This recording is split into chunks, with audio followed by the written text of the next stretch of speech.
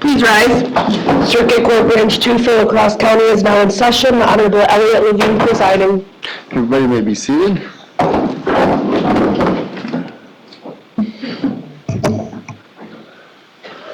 Folks in on Zoom.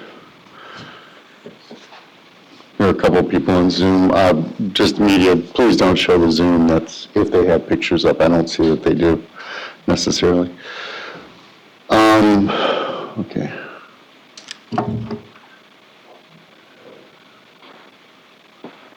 Probably wait a minute.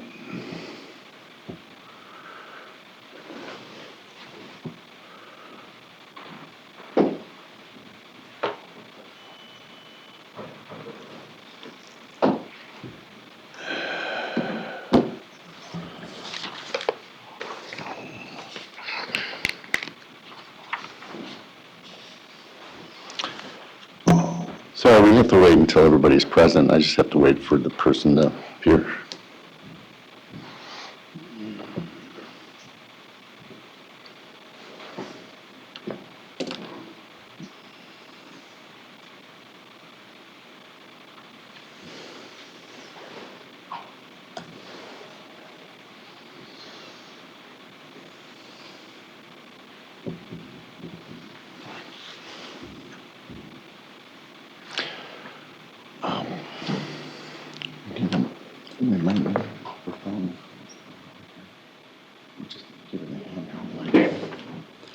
We'll get you a mic.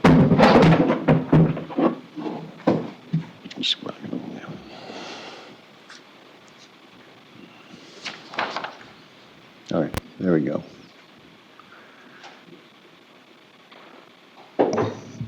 Just want to make sure you can hear us. Can you hear us? You can't hear us? Can you hear us all? We can. Yes. Okay. You don't necessarily have to have your video on. It's up to you if you want to or not. Okay. I just wanted to give you that option, okay? All right. Okay. All right. So this is 23 CF 475, State of Wisconsin versus Josie Dikeman appearances. Matthew Torbenson and Emily Root appear for the state. Also present at state's council table is Investigative Sergeant Rich Amundsen. Good morning, Your Honor. Morning. Your Honor, Ms. Dikeman appears in person and in custody with their attorneys Chris Zacher and David Bowles. All right. This is the time for the sentencing. There was a couple things. The state, I believe, has complied with pre-victim notification. There's a number of people are present. Any concerns about that at all? No, we are in compliance. One thing I just want to put on the record is we did offer for individuals to be present. Some have chosen to appear by Zoom. I just want to make sure we know that we're trying to abide by the desires of the individuals. So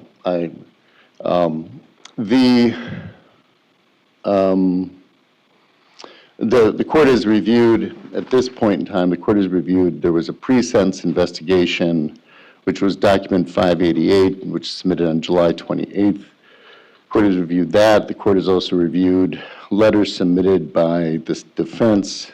That was document 592. That was submitted on August 3rd. That consisted of 5 different letters.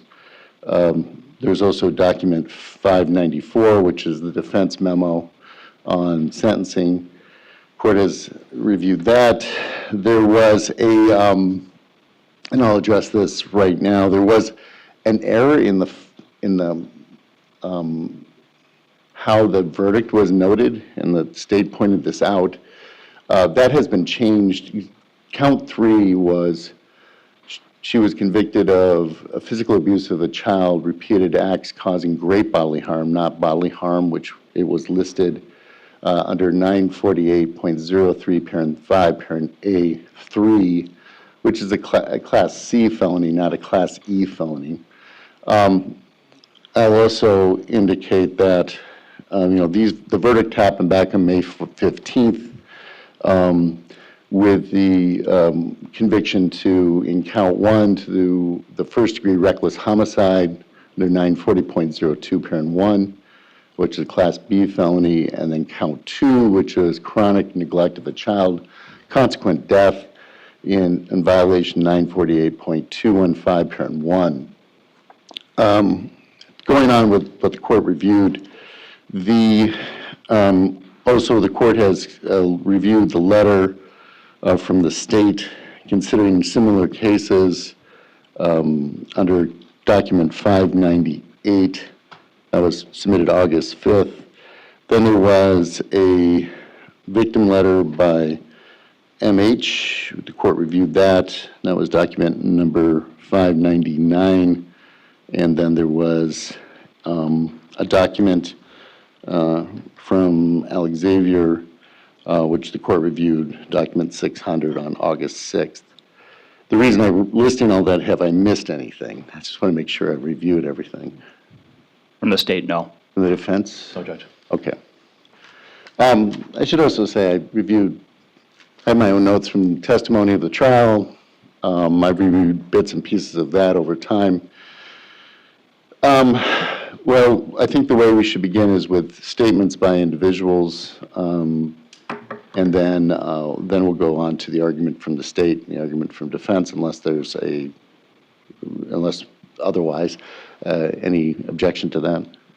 No objection to that, Your Honor. I would ask for one minor deviation from that. I would ask that the last person that addresses the court from the state side after I make my comments be Miss Love, the mother of Alex. I would like her to have the last word. Okay. And so, but that be before defense speaks. Yes. And that's fine. I mean, it's up to you. And then after that's done, actually, I would have defense statements. You have people making statements too for Ms. Dikeman. All right. All right. With that, why don't we begin with statements by individuals? Go ahead and call who you would like to come up. Just so the press knows, these are individuals making statements. Some are victims, some aren't. Maybe the state can indicate if they're a victim or not. They're all family members. I would consider them all victims, Your Honor. Does the court wish to have these individuals take the witness stand to make their statements, or what is your preference? Traditionally, we use the podium. Okay. If people feel comfortable, or we have them make statements from state's table, too. Okay. If they feel comfortable. And we've also advised a number of the individuals that want to make statements, this is going to be emotional for them, that if there's any concerns that we can take over in reading the statements. We've addressed that with all of them as well, Your Honor. It might make sense to have, if we can get another chair there, is have them sit right next to you and make statements. That way, individuals, do we have another chair? Yeah.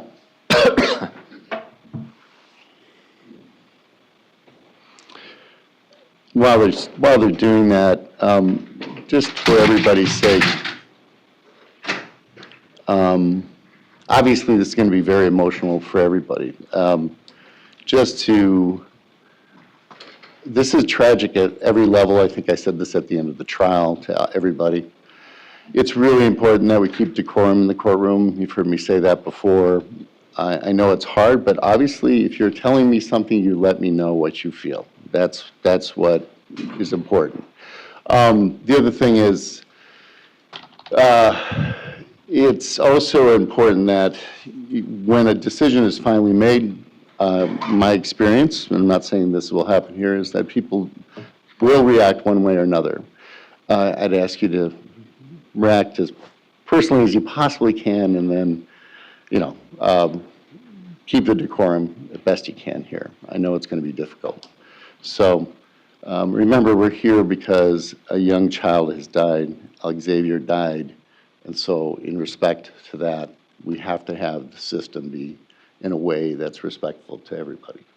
So having said that, I'm going to call up your first person.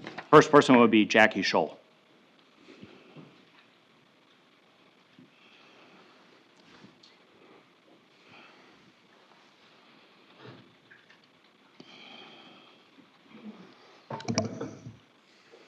My name is Jackie Scholl. I'm Alexavier's maternal aunt. I cannot express enough how much Alexavier meant to me and my family. He and his sisters had been intertwined into my family's daily life from the day they were born. When my sister went to prison for her wrongdoings, my mom and I took them in fully and provided ongoing love, care, safety. The transition was natural. Then in 2021, Derek pulled Alexavier from our care and put him in the hands of Josie Dikeman. Alexavier cried and begged not to go. The look on his face, the tight grip he had around my body, and the intense pain in my upper arms from his fingernails digging into my arms as he was being ripped away will always be embedded into my memories.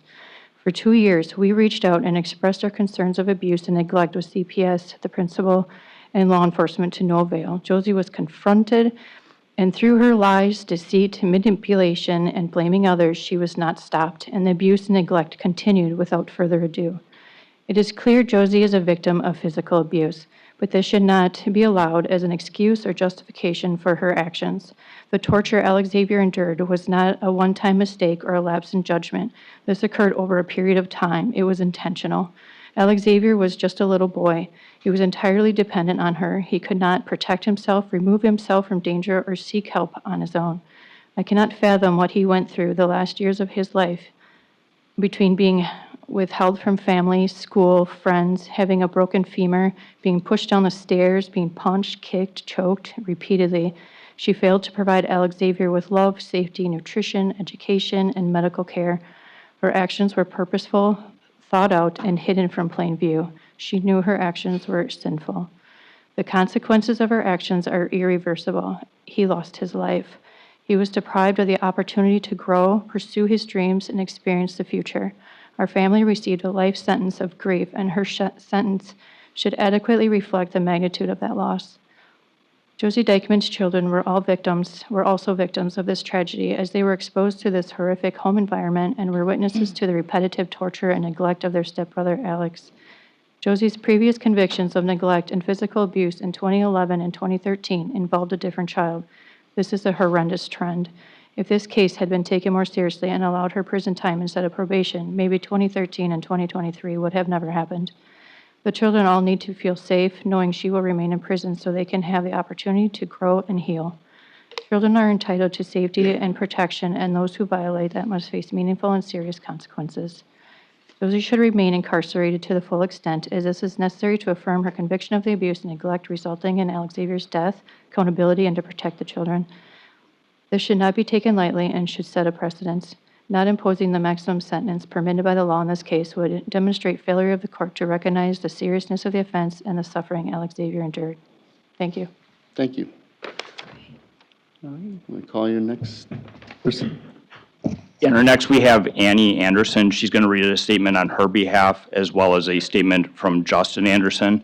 And I think Your Honor is going to hear about the very special relationship that existed between Justin and Alex.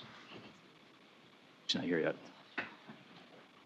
I apologize, Your Honor, she's not here yet, so we're going to have Cheryl Phelps read her statement.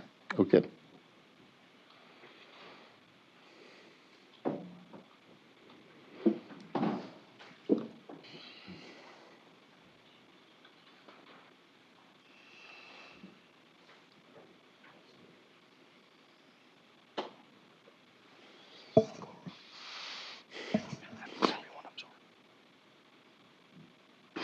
Your Honor, I'm Alexavier's grandma, and I called him AJ.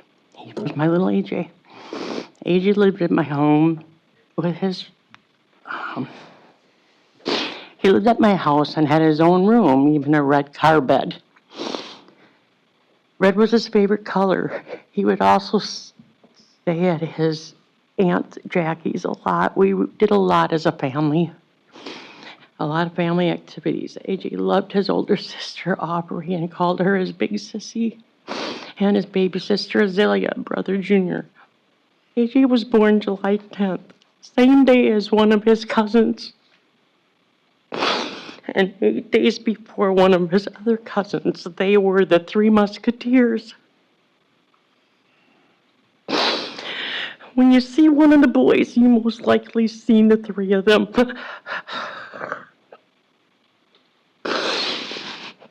AJ's birthdays are very hard. We still have birthday parties for him, but it's not easy for his cousins sharing the same birthday. They were so very close. AJ liked Woody from Toy Story. He even had a Woody doll that he would take in our vehicle and put in a car seat.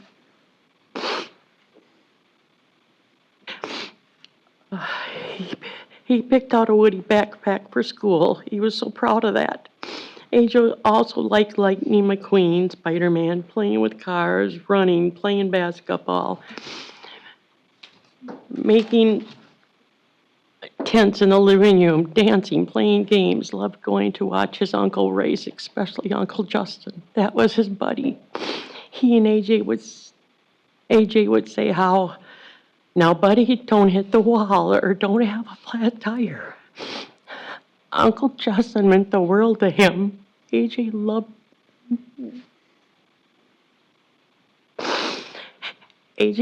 it when I would rock him and he would sit on my lap and rock with his little sister. There are days that I see his pictures. I smile, I'll laugh, I'll cry. I go through stages. Losing him broke me. I will never recover from that. Then it came a time where we started spending more time at his dad's. We would say, AJ, do you want to take some toys and some clothes with you? And he'd say no, because Brant would just get them. I would take him to go visit his mom, which he loved to see her. And one of our trips, out of the blue, he said, Josie smacks him in the face and makes me drink my spit. That shocked me, and I said, what? And he repeated it to me and also threw his arm back and said, you want some of this? When we got back, I had to drop him off at his dad's, and I told them what he said, and that was the last time we got to have him. One exception was when his buddy got married, and AJ was in the wedding.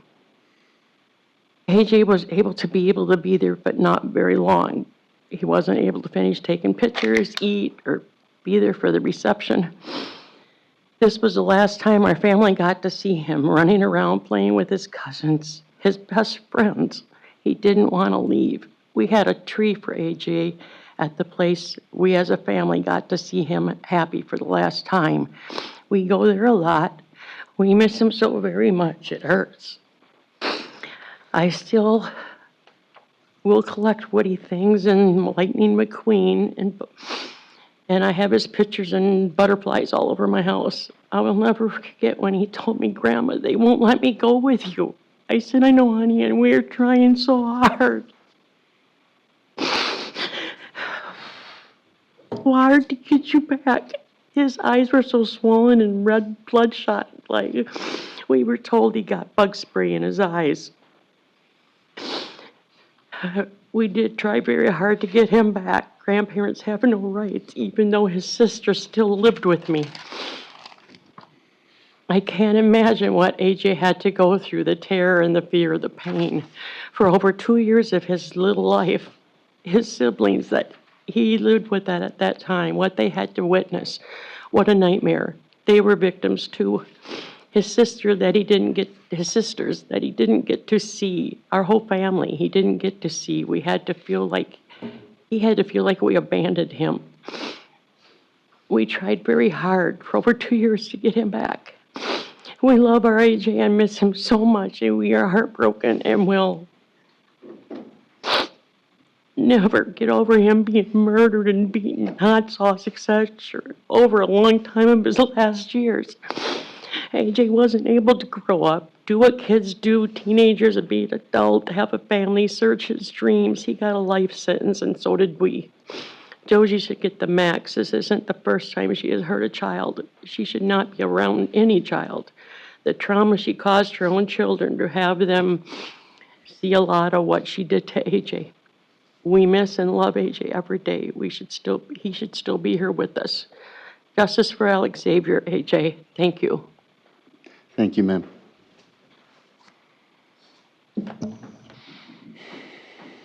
Your Honor, I'd ask that Annie Anderson come forward next to share the statements that she's prepared, as well as a statement on behalf of Justin Anderson.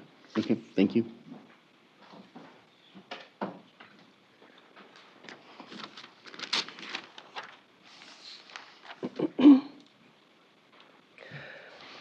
Your Honor, my name is Annie Anderson. Thank you. My name is Annie Anderson. The victim impact statement that I have to share is how Josie's actions have forever changed the lives of my husband, our children, and me. Our lives changed the day Alexavier was taken from this earth.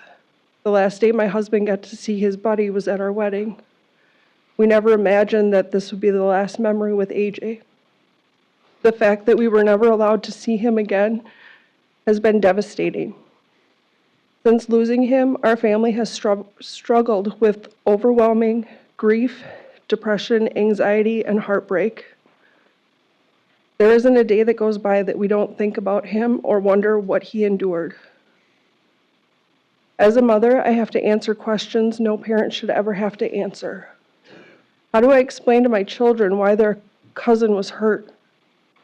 How do I explain that someone who was supposed to protect him, was the person that he needed protection from? There are no words that can make this make sense to a child. My children miss AJ every day. They miss playing with him, laughing with him, and making memories with their cousin. It breaks my heart knowing that they have to grow up without him. My heart also breaks for every young child who has been in Josie's care, knowing the fear, confusion, and lasting pain of her actions.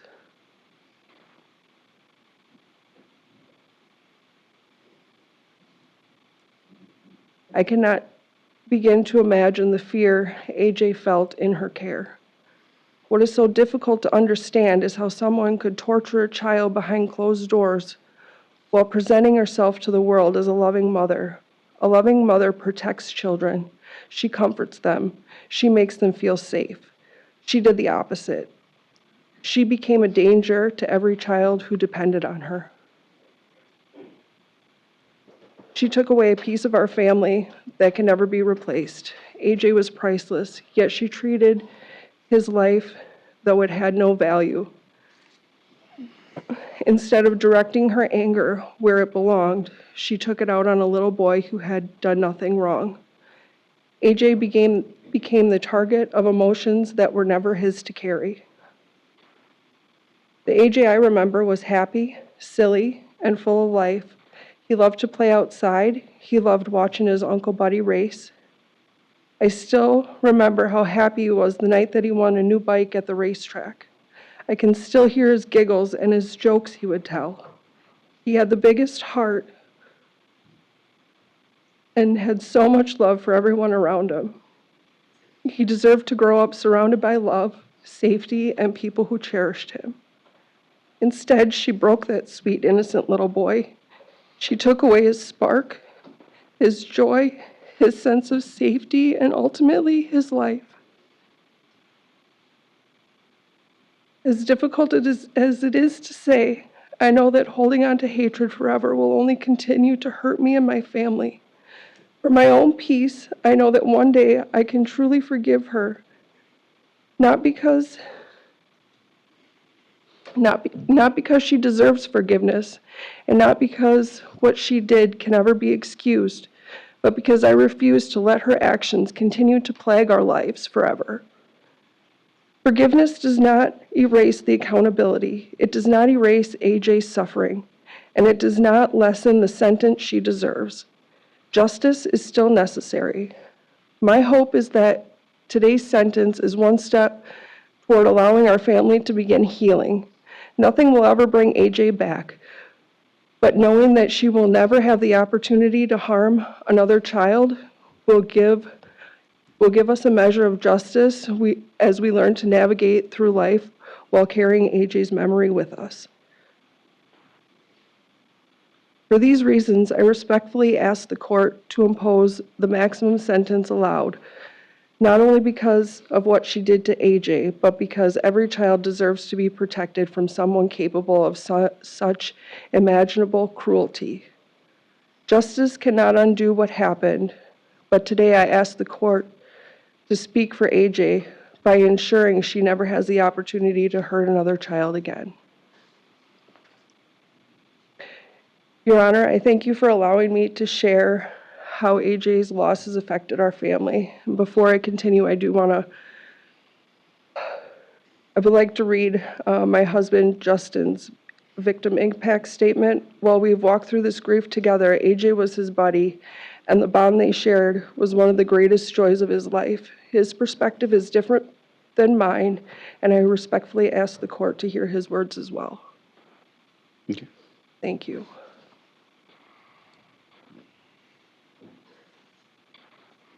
My name is Justin Anderson. AJ was my nephew, but more than that, he was my buddy. I will spend the rest of my life remembering the moments I got to spend with him. Meeting him for the first time in the hospital, this little human being staring up at me. I remember the sleepovers we would have, watching movies together, and playing with my dog. I remember looking up to the stands when I'd be racing and always be able to see him smiling back at me from the crowd. We would take trips to the beach and spend lazy afternoons just laying side by side. It didn't matter what I was doing, he would always wanted to join me. He was always able to brighten my day and bring a smile to my face. He was an innocent little boy who deserved a childhood filled with love, safety, and happiness. I cannot begin to understand how anyone could justify what was done to AJ. Every child deserves to be protected. AJ deserved that, and he was denied it. AJ wasn't a weapon. He wasn't something to control or manipulate. He was a little boy, and he deserved kindness. He deserved compassion. He deserved to know he was safe and loved every single day of his life. I'll never forget him. I'll never forget what happened to him. I hate knowing that his final days were filled with suffering when all he deserved was love. That thought will stay with me for the rest of my life. Nothing this court does today can bring AJ back. Nothing can erase what he endured or the pain his family, friends, and everyone else who loved him continues to carry. But this court does have the opportunity to hold the defendant fully accountable. Your Honor, I respectfully ask that you impose the maximum sentence allowed by law, not out of revenge, but because AJ's life mattered, because the suffering he endured matters, because children deserve to know that when someone chooses to abuse, torture, and take the life of an innocent child, there will be serious consequences. My hope is that the defendant never again has the opportunity to harm another child. I also hope she spends the rest of her life reflecting on the choices that led to the death of an innocent little boy. I believe there is a place where people who commit acts like this will ultimately answer for what they have done. Until then, I ask the court to deliver the justice that AJ can no longer ask for himself. AJ, you were loved more than you could ever know. You changed so many lives in the short time you were here, and you will never be forgotten. I promise as long as I am here, your name will be remembered. Thank you. Thank you. Thank you, Ms. Anderson. Individuals in the back, we're going to need you to find a place to sit. Thank you.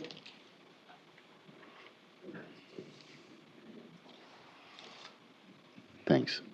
Your Honor, the next person would be on Zoom, and that would be Ms. Raven Holzer. Okay. just saw that you were on. Can you unmute yourself? There you go. Yes. And we're ready for your statement. All right. Well, just one moment. I just got into this live Zoom. I didn't know it was my turn. Okay, all right. Were you able to watch it earlier? Not sure. That's funny. Yeah, that's okay. Go ahead. What was that? Go ahead if you want to make a statement, Ms. Holzer. Yep. I'm just pulling it up here.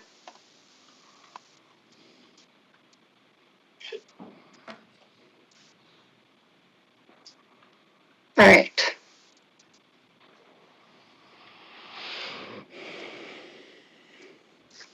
Your Honor, before Alexavier became the victim in this courtroom, he was simply a 6-year-old little boy. He was not defined by police reports, medical records, court exhibits, or photographs. Hey, Ms. He Holder. was a son, a brother. Sorry to interrupt you. Can you just slow down just a little bit? I know you're probably reading it. Remember, we got to transcribe it. Go ahead. Okay. Take a deep breath and then go ahead and do it. Your Honor, before Alexavier became the victim in this courtroom, he was simply a 6-year-old little boy. He was not defined by police reports, medical records, court exhibits, or photographs. He was a son, a brother, a grandson, a nephew, a cousin, and a child who deserved the same love, protection, and opportunities as every other child.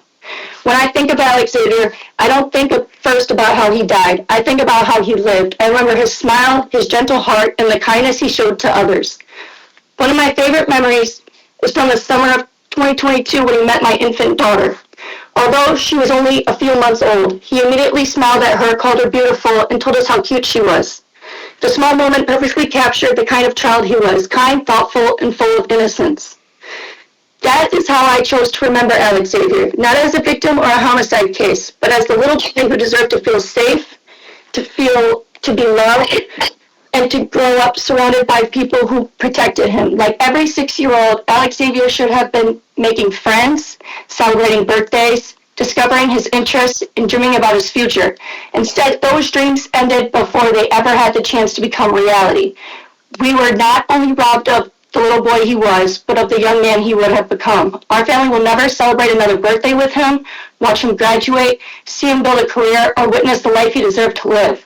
Before this court considers anything else, I ask that Alexavier be remembered not only for his life ended, not only for the way his life ended, but for the child he was. He was deeply loved. His life had immeasurable value, and he deserved every opportunity to grow up. Before February 11, 2023, I had a very different vision for my life. I was 19 years old, raising my daughter as a single mother. She was just 9 months and 30 days old when Alexavier was murdered. I was determined to build a better future for both of us. His murder changed the direction of my life in ways I could never imagine. Instead of focusing solely on raising my daughter and completing my education, my life became consumed by grief, unanswered questions, and a desperate need to understand how a 6-year-old little boy could lose his life. I spent countless hours reviewing medical records, school records, child protective service records, law enforcement reports, court filings, dispatch logs, body camera footage, and testimony. I did not read those records because I wanted to relive the tragedy. I read them because I needed to understand what happened to someone I loved. Every document represented another piece of Alexavier's life, and every page reminded me that behind the paperwork was a little boy who should still be here. The emotional weight of this case affected every part of my life. There were days when I struggled to get out of bed and nights when I could not fall asleep because my mind replayed conversations, recordings, hearings, and unanswered questions. Eventually, I was diagnosed with CPTSD. That diagnosis put a name to what I had been living with for years. The intrusive memories, the constant replaying of events, the overwhelming anxiety, and the guilt that so often accompanies traumatic loss. I would like to speak about Alexavier a little bit here. For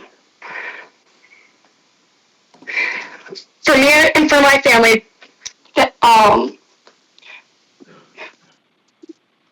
we believed that Alexavier had been checked on and was safe during the welfare check. Less than 24 hours later, I learned that my 6-year-old cousin had been murdered. I remember the overwhelming shock and disbelief. My mind struggled to accept what I was hearing because children are not supposed to die this way. They are supposed to grow up. They are supposed to go to school. As this reality began to set in, the questions came just as quickly as the heartbreak. I wondered what his final moments were like. I wondered if he was scared. I wondered if he knew how much he was loved. Those questions followed me every day since, and I know they will remain with me for the rest of my life because there are some questions that grief can never answer. One of the most heartbreaking parts of this tragedy was knowing that Alexavier's mother, Jenna, was incarcerated in Missouri when her son was taken from this world. She had spent years fighting to remain part of his life and desperately wanted the opportunity to raise him again. Instead, she received the unimaginable news that her little boy was gone. She was never given the chance to run to him, hold him one last time, kiss his forehead, or tell him how much she loved him before saying goodbye. That is a pain no mother should ever have to endure, and it is something that can never be repaired. The impact of Alexavier's death extended far beyond that single day. His siblings lost their brother, his grandparents lost their grandson, his aunts, uncles, cousins, and teachers. Hang on. I just need a minute.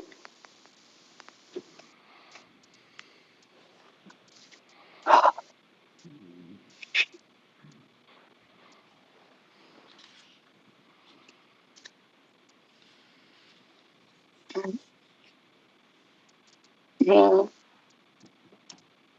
Sorry. It's all right.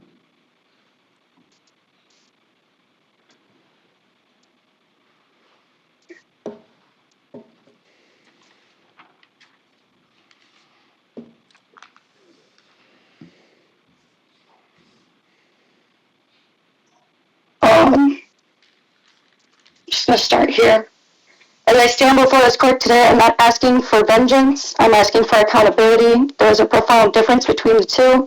Nothing this court does today can give Alexavier his life back. No sentence will allow him to celebrate another birthday, start another school year, graduate from high school, fall in love, build a family, or grow into the man he was meant to become. No sentence will erase the pain his family carries or restore the future that was taken from him. But accountability matters because Alexavier mattered. He was 6 years old. He was completely dependent on the adults responsible for his care. He could not choose where he lived, who cared for him, or whether his basic needs were met. He relied on the adults around him to protect him, comfort him, seek medical care when he was injured, and provide him with the love and safety every child deserves. Children cannot protect themselves. That responsibility belongs entirely to the adults entrusted with their care. When that responsibility is abandoned, the consequences are irreversible. For our family, accountability is about recognizing the value of Alexavier's life. It is about acknowledging that this was not simply the loss of a child, but the loss of an entire lifetime. I also think about the children who survived Alexavier. They have endured trauma that no child should ever experience. They have lost their brother, and their lives have been forever changed by what happened. My hope is that they are given the opportunity to heal in an environment where they are safe, supported, and surrounded by adults who place their well-being above everyone else. Over the last few years, I have often asked why I continue to speak publicly, why I continue reviewing records, and why I continue advocating for change. The answer is simple, because Alexavier no longer has a voice. If those of us who loved him stop speaking his name, then his story becomes just another case file stored away after sentencing. I cannot allow that to happen. His life deserves to be remembered for more than the way it ended. It deserved to inspire change. I have accepted that I will carry this grief for the rest of my life. I will carry Alexavier with me in everything I do, and I will continue speaking his name. The truth is, there are no words that can fully express how much I miss him. I miss the little boy he was, and I grieve the young man he does not have the opportunity to become. I think about this constantly. Sometimes I think about his smile and the kindness he showed to everyone around him. Other times I find myself wondering what he would be like today, what grade he would be in, his favorite class, his favorite hobbies, what dreams he would have became inspired to become and chase. Those are the memories and milestones our family was robbed of, and that loss is something we will carry for the rest of our lives. And, sorry. I've carried guilt with me every single day since Alexavier died. I know in my mind that I cannot change the past, but my heart still wonders.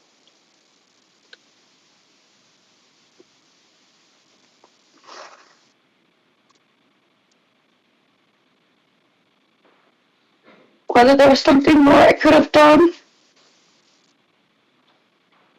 I replay the phone calls, the conversations, the welfare check, and every memory I have.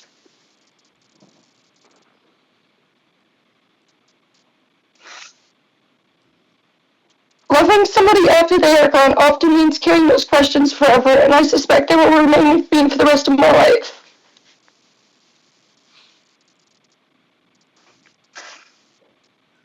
I found a purpose I never expected. I continued my education not just for myself, but because I wanted to become someone who could help children and families navigating the legal system. I spent years confining myself to this case and advocating for change and telling his story. I want the world to know that this little boy was not just a tragedy that brought us into this courtroom. I cannot promise that our family will ever stop hurting. Someone else has become part of who you are, and losing him was one of them. Mama, can I use this? Sorry. He deserved a lifetime. I wish more than anything that I could tell him that these words tell him these words in person instead of a courtroom. I wish I could watch him grow up. I wish I could hear his laugh one more time. I wish I could tell him how proud I am and how strong he is. Since I cannot do that, I will spend the rest of my life making sure his story continues to matter. He was never just a case. He was never just a victim. He was our family. He was loved beyond words and always will be. And we love him. And I don't have anything else to say. Thank you, Ms. Holzer. I'm going to leave you on Zoom. I'm sorry I didn't put you on earlier, okay? Thank you. You're welcome. All right, next person. Next would be Brenda Pedrin.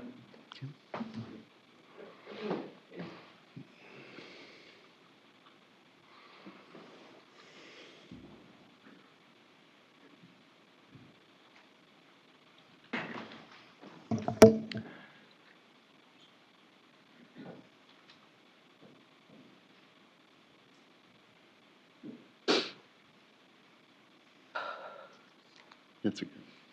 Take your time.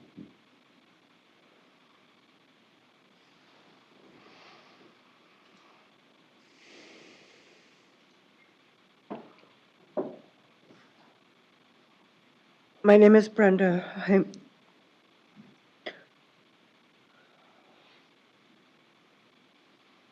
Sorry. Just take a couple deep breaths and you can do it, don't worry. If you don't, just ask them. I'll help you out. Okay. I'm Alexavier's paternal grandmother. I'm here today to speak about the impact this has had on our family.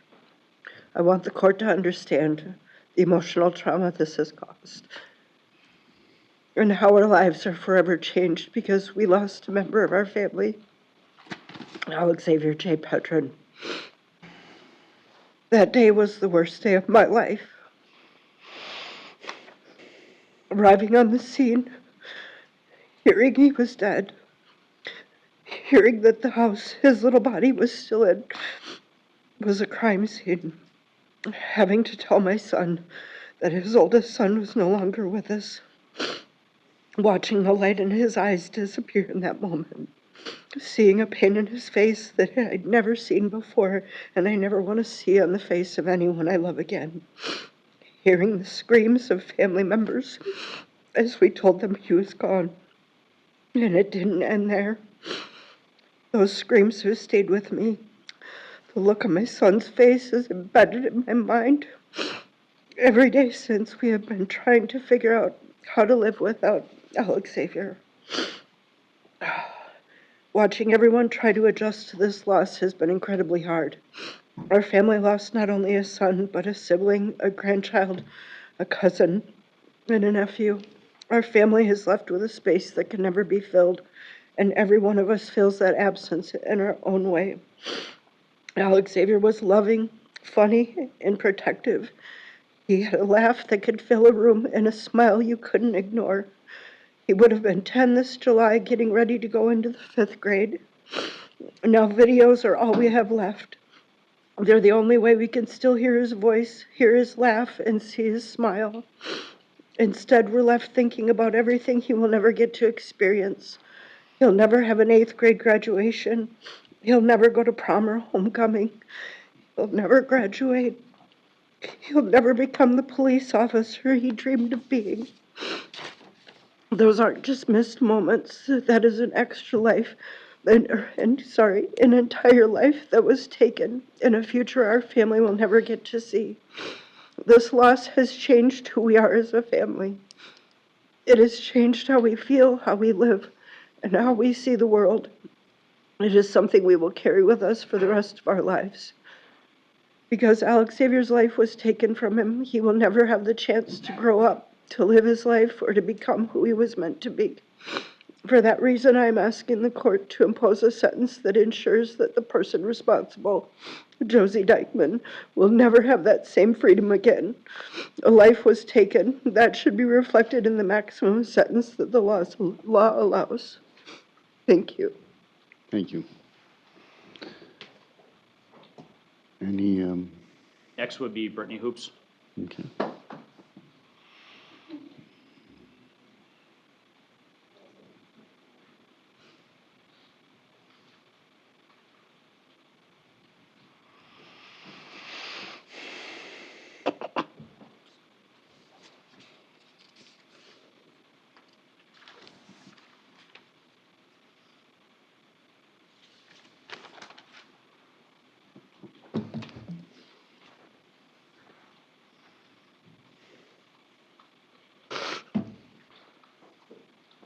My name is Brittany Hoops.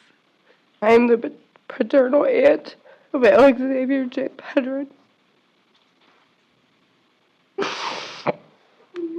Alexavier was not just my nephew, he was part of my heart. Watching him grow up and seeing the person he was becoming is something that I will always hold on to. He was loving, caring, smart, funny, and playful. He was a light in our lives that could never be replaced. That is who he was, and that is who was taken from us. When Alexavier's life was cut short, it didn't just take him. It shattered our entire family. It took the future we were supposed to have with him, but he will forever be 6 years old. Now we are faced with the moments we will never get back and the memories that will never be made. Prior to his life being taken, you alienated my family from seeing the kids in Derek. You inflicted pain countless times and in countless ways on every member of his family by not allowing them around, my own children included.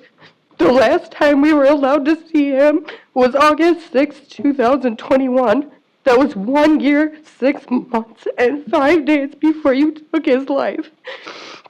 Alexavier made me promise that day that we would come back to visit, and you made sure that didn't get to happen. And you made sure you made me break my promise to someone I loved.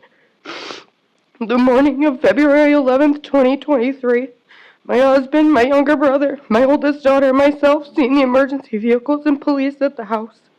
We were extremely concerned, and I knew my brother was in jail. We stopped to make sure everybody was okay, only to find out that Alexavier had died.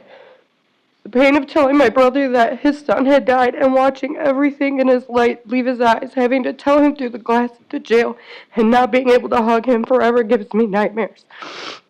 My brother loved Alexavier, and you hated him for it. The impact of this loss has reached into every part of our lives, including my own children, and they were heartbroken when they learned of his death, but beyond that, they were afraid. Afraid to go to school, afraid to be out of their parents' sight. They no longer felt safe in a world that once felt normal to them.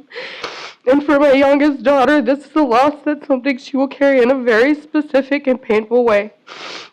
She is only 11 days younger than Alexavier. They should have celebrated their 10th birthdays this year together. They should be growing up side by side. They should be reaching milestones together. And they should be graduating together in 2034. Instead, she will have to face these moments without him, always knowing that someone that should be there is missing. That was what was taken. As his aunt, I was supposed to watch Alexavier grow into his future. My children are supposed to have their cousin. Instead, we're left with memories, videos, and silence where his voice should be. Every family gathering, every holiday, every milestone, there will always be a space where he should be. It isn't. You didn't just take his life, you took a brother, a son, a nephew, a grandson, and a best friend of many. You took a person who was deeply loved, and the pain you caused continues every single day, not just for us, but for the next generation of our family, who now lives in fear and loss because of what you did. But because of that, I asked the court to impose the maximum sentence. There should be no opportunity for freedom after what was done. Alexavier does not get another chance at life, and neither should the person who took his. Thank you, ma'am. Judge, we have two more people before I would ask the court to hear my comments. The next would be Mr. Pedrin, who is on Zoom. Okay. Mr. Pedrin, do you want to just unmute yourself? Yeah.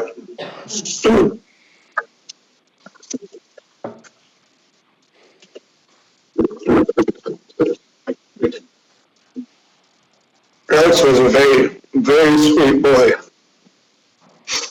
Very kind, loving. He loved cars and Lightning McQueen. I remember he got these Lightning McQueen shoes, and as soon as he put them on, he thought he was really, really fast. He thought they made him faster.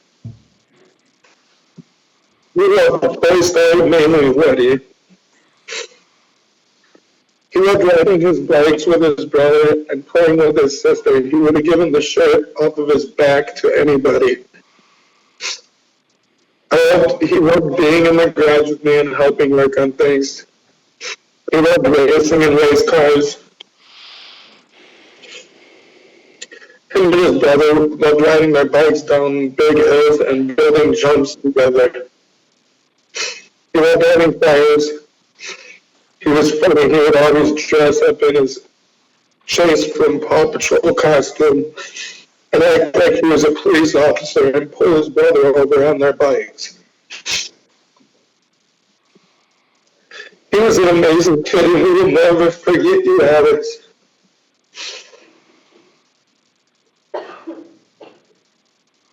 We will never stop celebrating your life or your birthdays or holidays with you.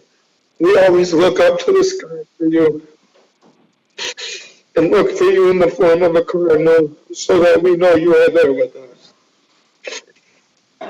You were always so loving and made everyone smile and laugh. I regret deeply ever trusting Josie with my son, and I regret not letting his family see him because you didn't like them. He never deserved what you did to him, nor did any child. Never in a million years did I think I would wake up one day and hear the worst thing someone could possibly hear, and that was that my son was murdered. She took him from everyone that actually loved him. He will never get to meet his new brother.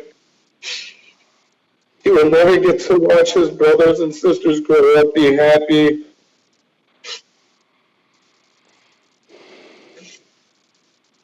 We will never get to watch Alex get married or live his life, graduate or anything. Josie took all that away from us, his brother, his aunts, uncles, cousins. His brother and sister talk about him every day. They write his name everywhere and on everything we go, including my cars in the dust.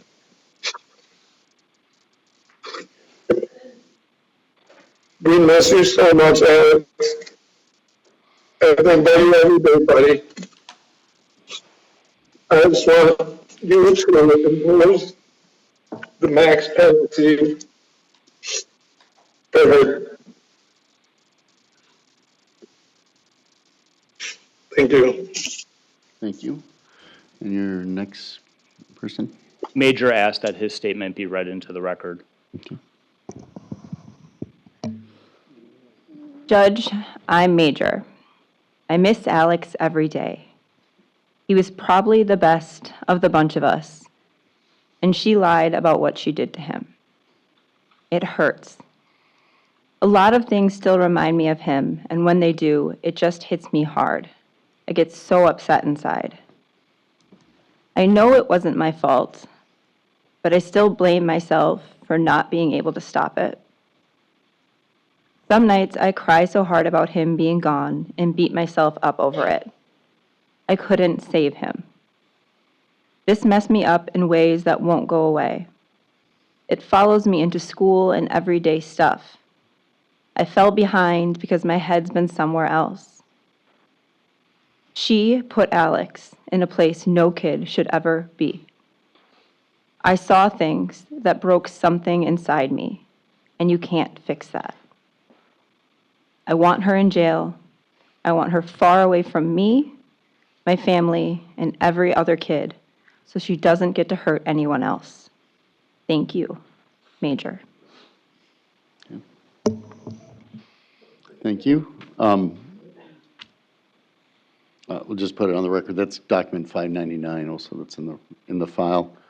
I think you wanted to make the state's argument, and then Ms. Love was going to make a statement. Is that correct? That's correct. Okay, go ahead. The state's then argument. When considering the serious nature of this defendant's offenses, this defendant's character, and the need to protect the public, the state is recommending that this court sentence this defendant to 45 to 50 years of initial confinement. We are leaving the extended supervision up to the sound discretion of this court. The maximum sentence that this court can impose is 180 years with 105 years of initial confinement. We are not seeking that. We are not recommending a sentence out of vengeance. What we are recommending is a sentence that will remove Ms. Dikeman from this community and protect the children of this community for a substantial period of time. There are diametrically opposed versions of the facts in this case when you read the defense memorandum versus what the state presented at trial and what the jury found. This community has been crippled by the crimes of this defendant. There are representatives of the medical community in the courtroom today. There are representatives of their jury in the courtroom today. They have been forever impacted by the actions of this defendant.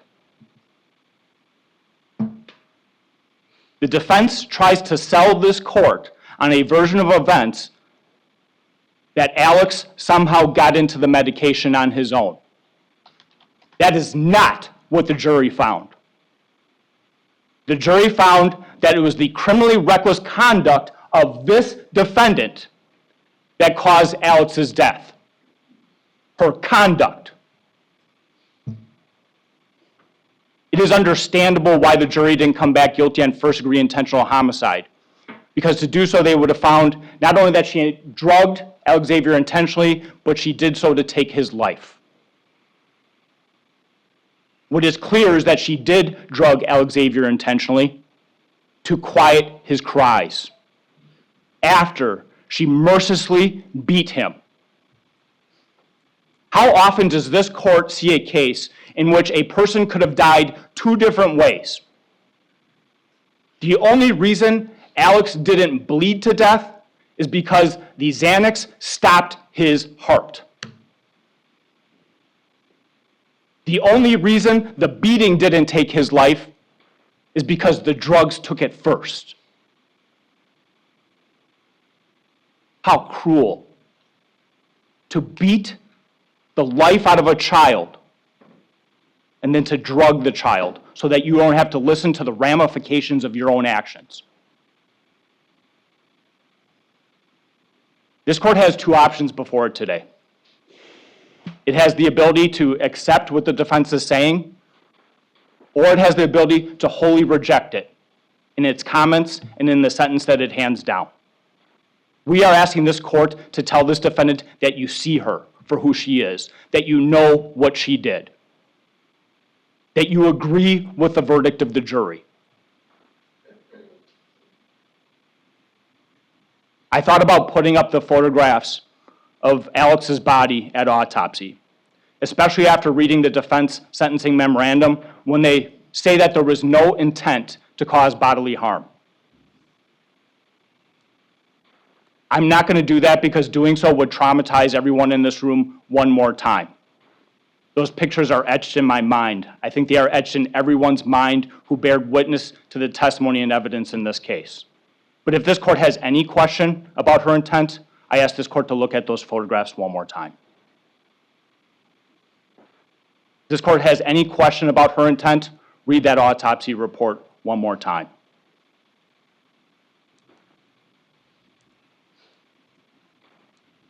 The defense quibbles with the fact that there are 3 charges here. Most homicides this court sees are one moment in time that result in the taking of a life of a human being. This defendant engaged in a pattern of conduct that targeted Alex. She dehumanized him in front of the other children. She treated him differently. He ate different foods, sat in different places, was treated completely different for all the other children to witness. Over an extended period of time, she choked him, kicked him, hit him, punched him.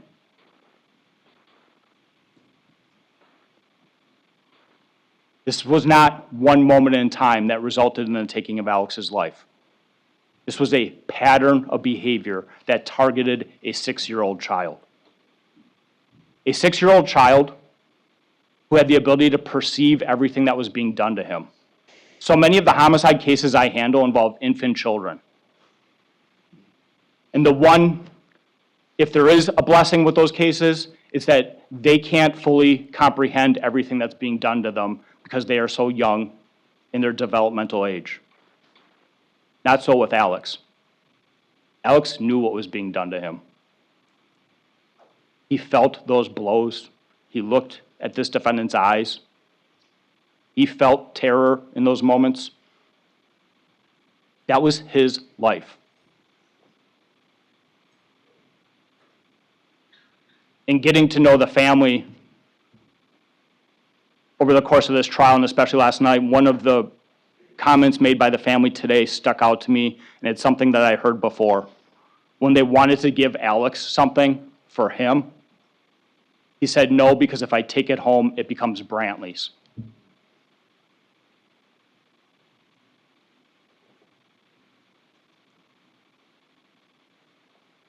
Alex wasn't allowed to be a child.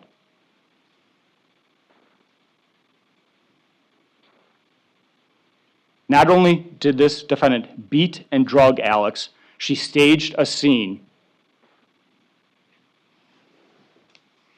to try and escape her criminal responsibility. I had the opportunity to stay in La Crosse for 3 weeks through the course of this trial. What a beautiful community. I would get a cup of coffee about a block from the courthouse, and the cars actually stop for you when you cross the street in La Crosse. People say hi to you.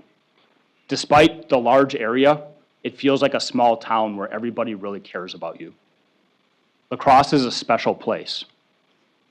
And La Crosse has a special district attorney, it has a special deputy district attorney, and it has a special investigator. On the morning of February 11th, Carson Jar responded and he performed CPR, and what he saw didn't fit. He was in the first year of his career in law enforcement. And the observations of Alex's body and his efforts to save Alex for those minutes resulted in him having to go outside, lean against a squad car, take a lap around the squad car, and just absorb it all.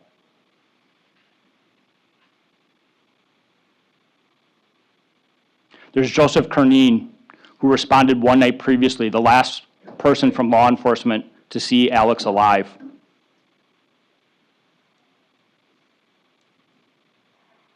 who second guesses everything he did that night. And there's nothing more he could have done, because it was this defendant that made sure he couldn't see any more of Alex.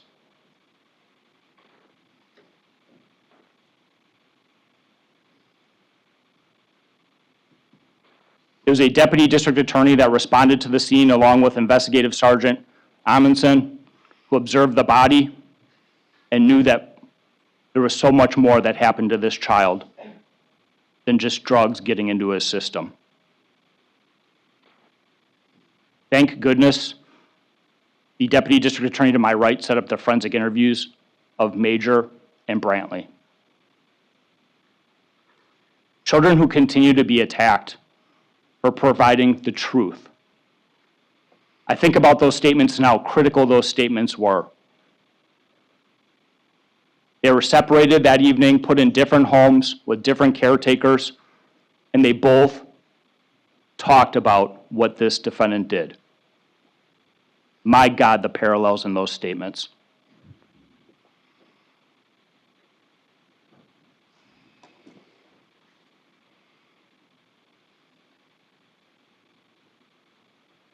The head district attorney, Tim Grinke, attends the autopsy. That's a rare occurrence for anyone in a district attorney's office. He wanted to make sure that this was handled and handled right.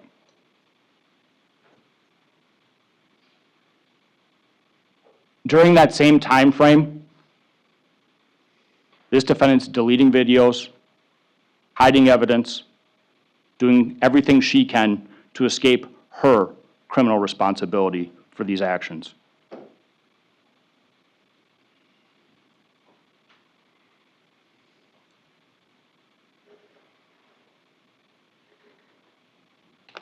We know that some of the most powerful evidence in this case were the statements of Major and Brantley. Statements that to this day the defense challenges.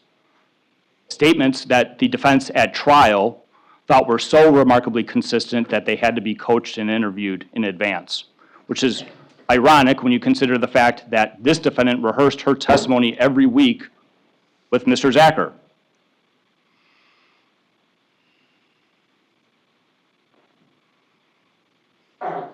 Those statements were so consistent, and yet when you read the memorandum that was filed with the court, they can't be believed. Major, I believe you. Brantley, I believe you. We believe you. The jury believed you. They believed you so much, the last piece of evidence that they asked to see before they rendered their verdicts were the forensic interviews of those children.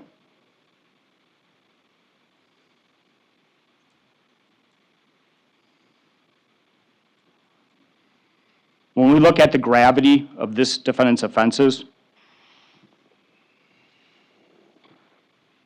it doesn't get more serious, more painful than this. The life of a child has been lost. The potential of what Alex could have been has been lost. Nelson Mandela says there is no keener revelation of how a society reveals its soul than how it treats its children.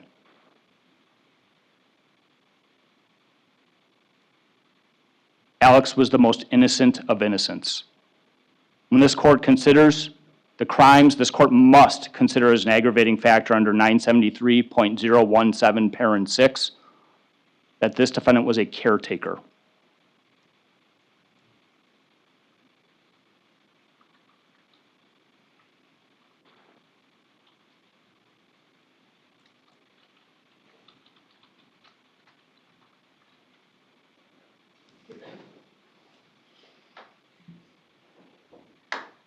Following the state's recommendation tells this defendant that this court sees her for who she truly is.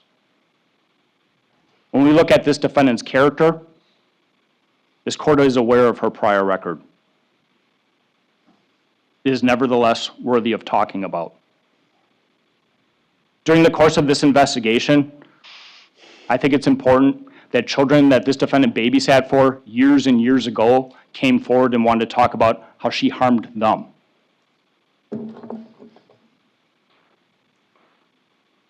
It's remarkable that Haley, from 2011 and 2013, has attended virtually the entire trial.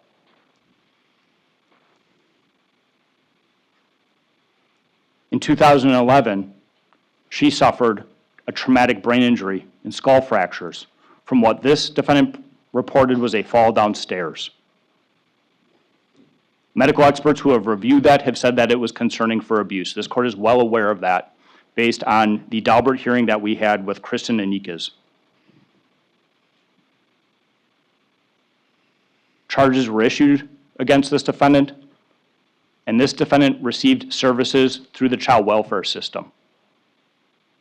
As a result of those services, the charges were ultimately dismissed because of her cooperation. I note that because this defendant received services and it didn't change her behavior. In fact, it got worse. In 2013, this defendant is charged with child neglect because Haley goes from the 85th percentile to the 6th percentile in weight. She's missing hair. She has fractured bones in multiple different areas of her body that are consistent with abuse. And multiple people within the home talk about how she is targeted and treated differently than this defendant's children in the home. Remarkable parallels when you look at what this defendant would later do to Alex. This defendant received drug treatment court.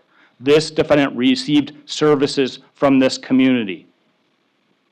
Services that are meant to rehabilitate and treat the defendant so that she does not come back before your honor. And here we are today for something far, far worse.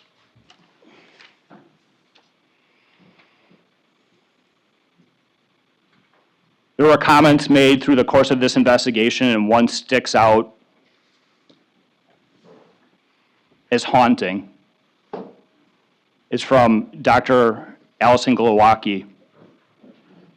After seeing Alex admitted to the hospital with a bruising on multiple planes on his body that she discussed during the trial, as well as his fractured femur, the statement that she told a colleague is if he comes back, he will be dead.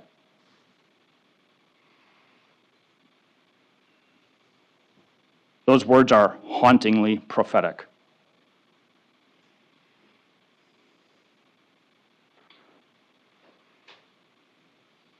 So when this court considers this defendant's character,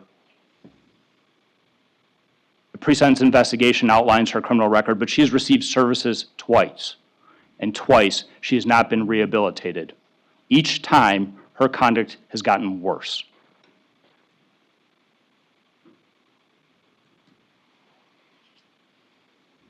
This defendant has an absolute constitutional right to have a jury trial, and she received a jury trial over the course of 3 weeks. She cannot and should not be punished for exercising that right.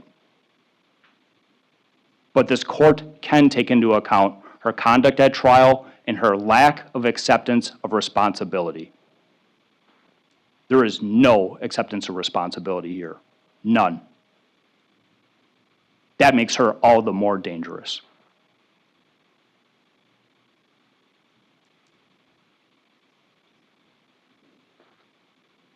And then there's the need to protect the public.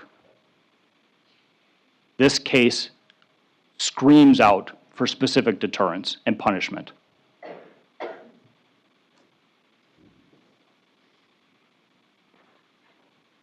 What court-ordered services has this defendant not received that could rehabilitate her at this point? Parenting, she's received it. Child Protective Services, she's received it. Drug treatment, she's received it. And her behavior has not changed.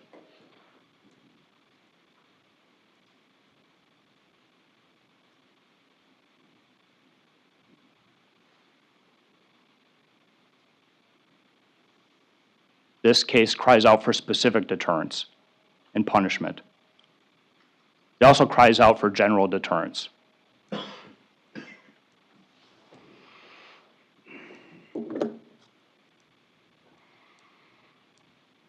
I know many people don't like talking about general deterrence, and general deterrence, depending on the nature and the type of case, may not be possible. Not every case has the community's attention. But this one certainly does.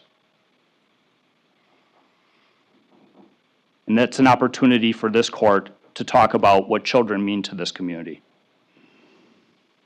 It's an opportunity for this court to tell this community that we don't tolerate child abusers.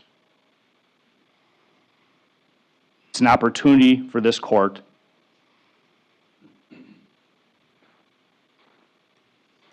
to say that protecting children is of the utmost importance.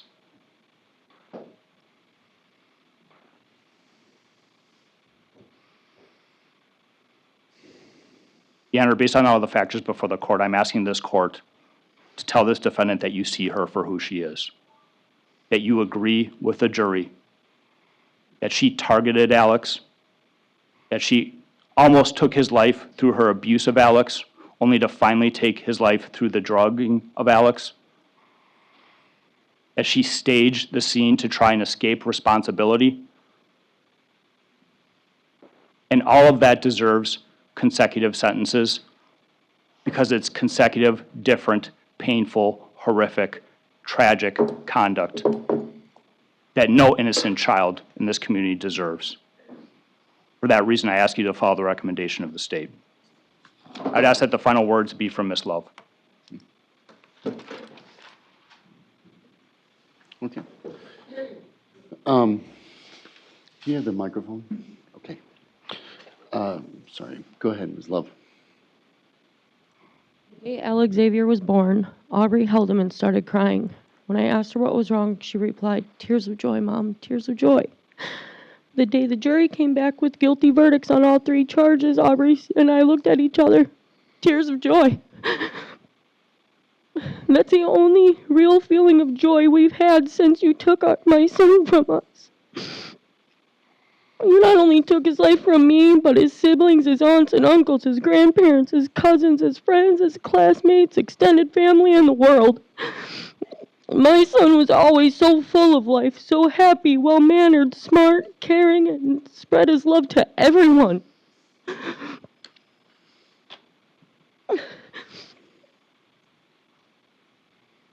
Maybe besides you and your mother, everyone who met my son experienced joy in his presence.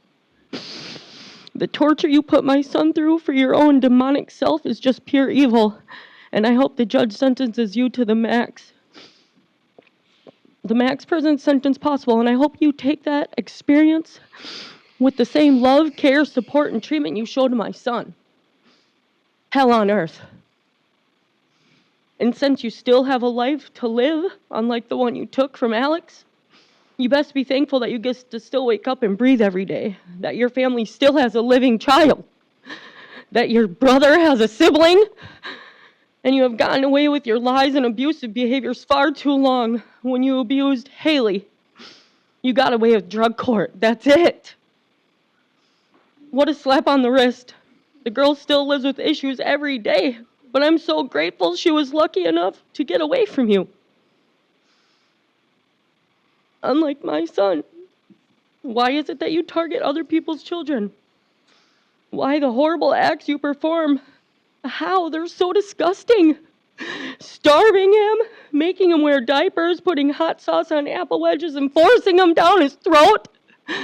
Putting hot sauce on pizza crust because you know even that he's starving. He's going to eat what he doesn't like. How do you live with yourself? Ms. Love, can you do me a favor? Talk to me, okay?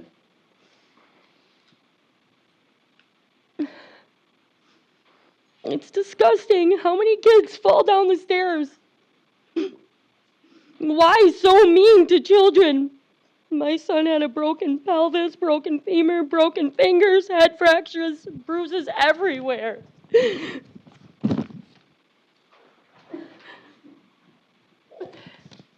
Deep down into his bones. His organs were completely fucked up. His ribs, everything.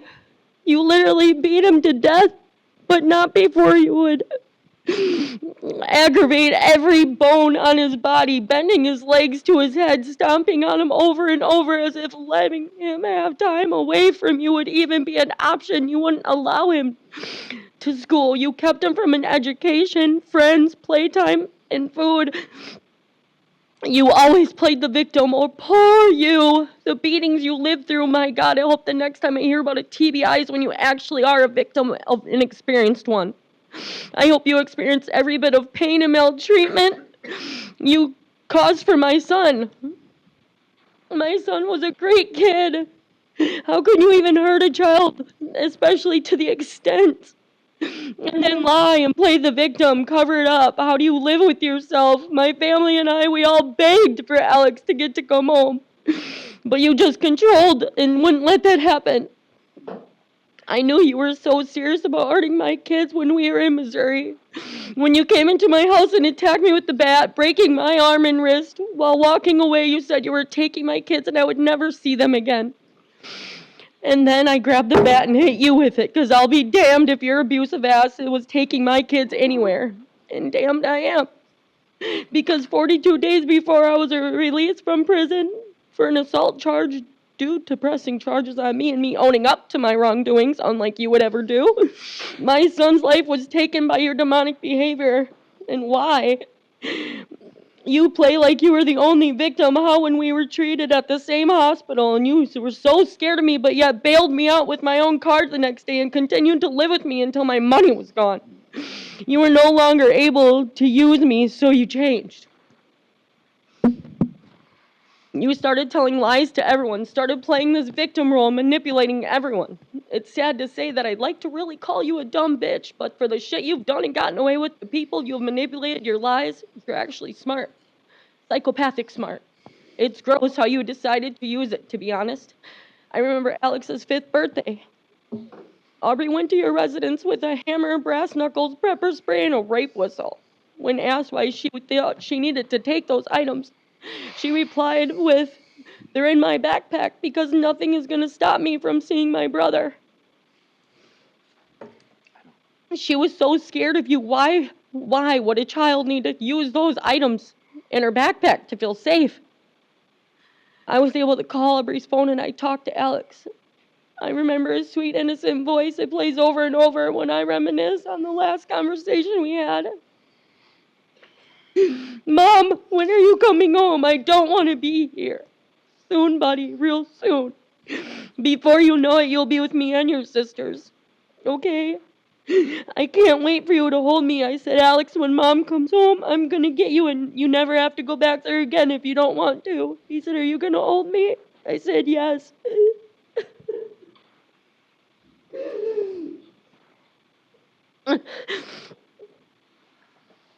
And the tone in his voice changed. I said, "I'm going to hold you and never let you go."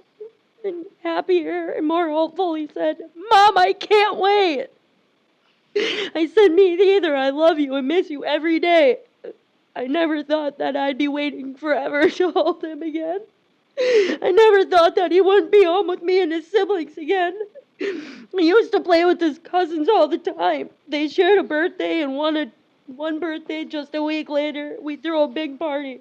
And now I tell myself he's with his grandma or taking a nap. Just to try and enjoy the day for my nephews for their birthday. It hurts me every day. I'll never see him at a school concert, never see him at prom or graduation. I never get to see him become a dad or an uncle. You stole his life from all of us. And I was clean during my jail and prison time, and I was clean for 2.5 years after that. I seen the autopsy photos. I read part of the extent of his injuries described in those photos. And I relapsed. I was trying anything and everything to escape my own mind. Those images were not how I wanted to remember him, yet they played in my head like a horror film. Why would you keep him captive? What could possess someone to do such hateful things to another, and you do it so nonchalantly, like, "Hey, can't wait for our date." Meanwhile, you're baiting my son and drugging him. We know the truth. That you staged the scene. You lied about CPR. You laid next to my son's dead body. You allowed your own children to witness the abuse. Sometimes even forcing them to be in on it. Do you realize the positions you put your own children in? Do you realize you took a life from them too? Even with all the hate I have for you, I'd never do anything to harm your children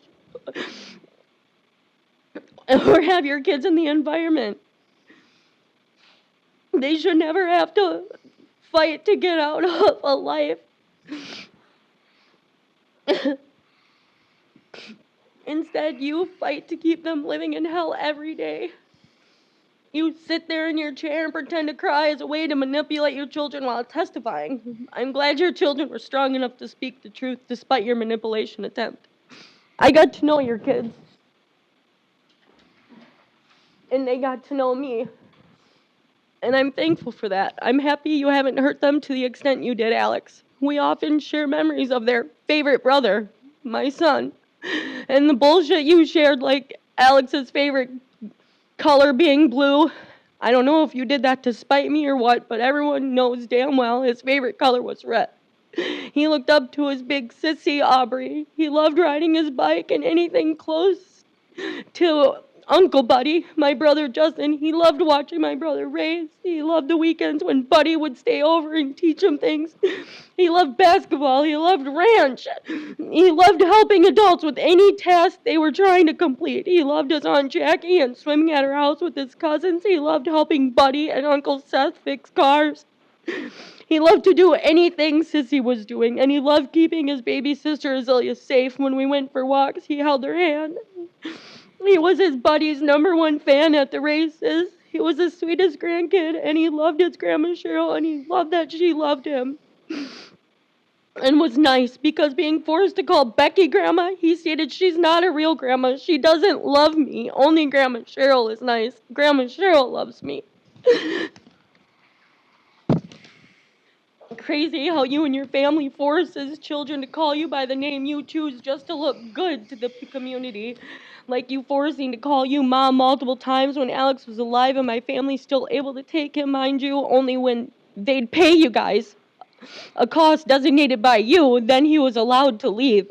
And he would remind me, Josie's not my mom. You're my mom. I love my mom.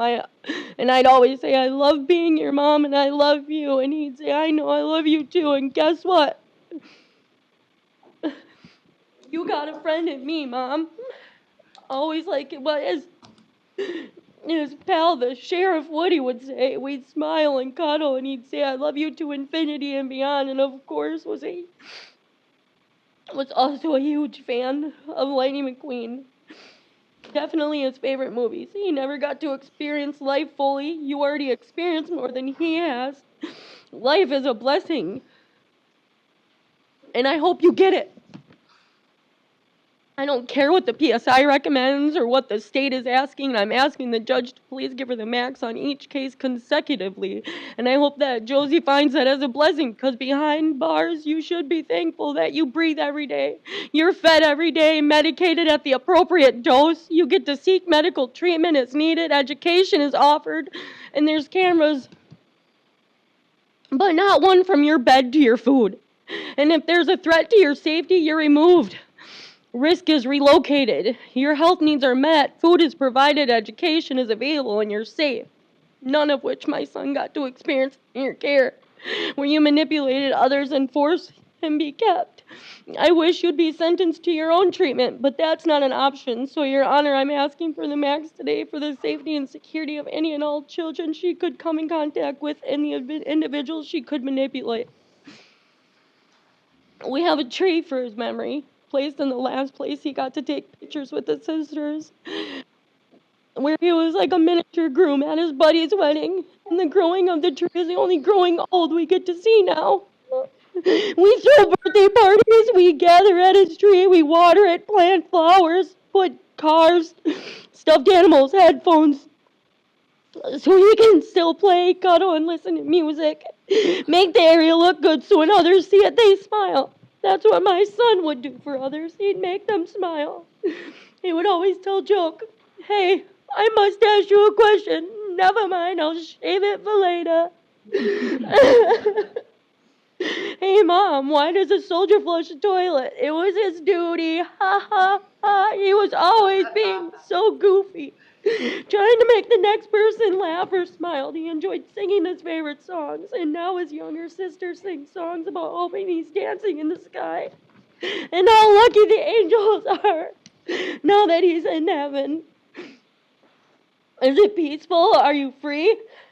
Does the sun shine down? Are you happy? Are you more alive? Because on earth every day, everything good is missing since he left. I hope you get the sentence to the max and live the same way you forced my son to live. Starved, beaten, neglected, and scared until ultimately you die from the injuries you endure. I do not forgive you. I never will. How could I?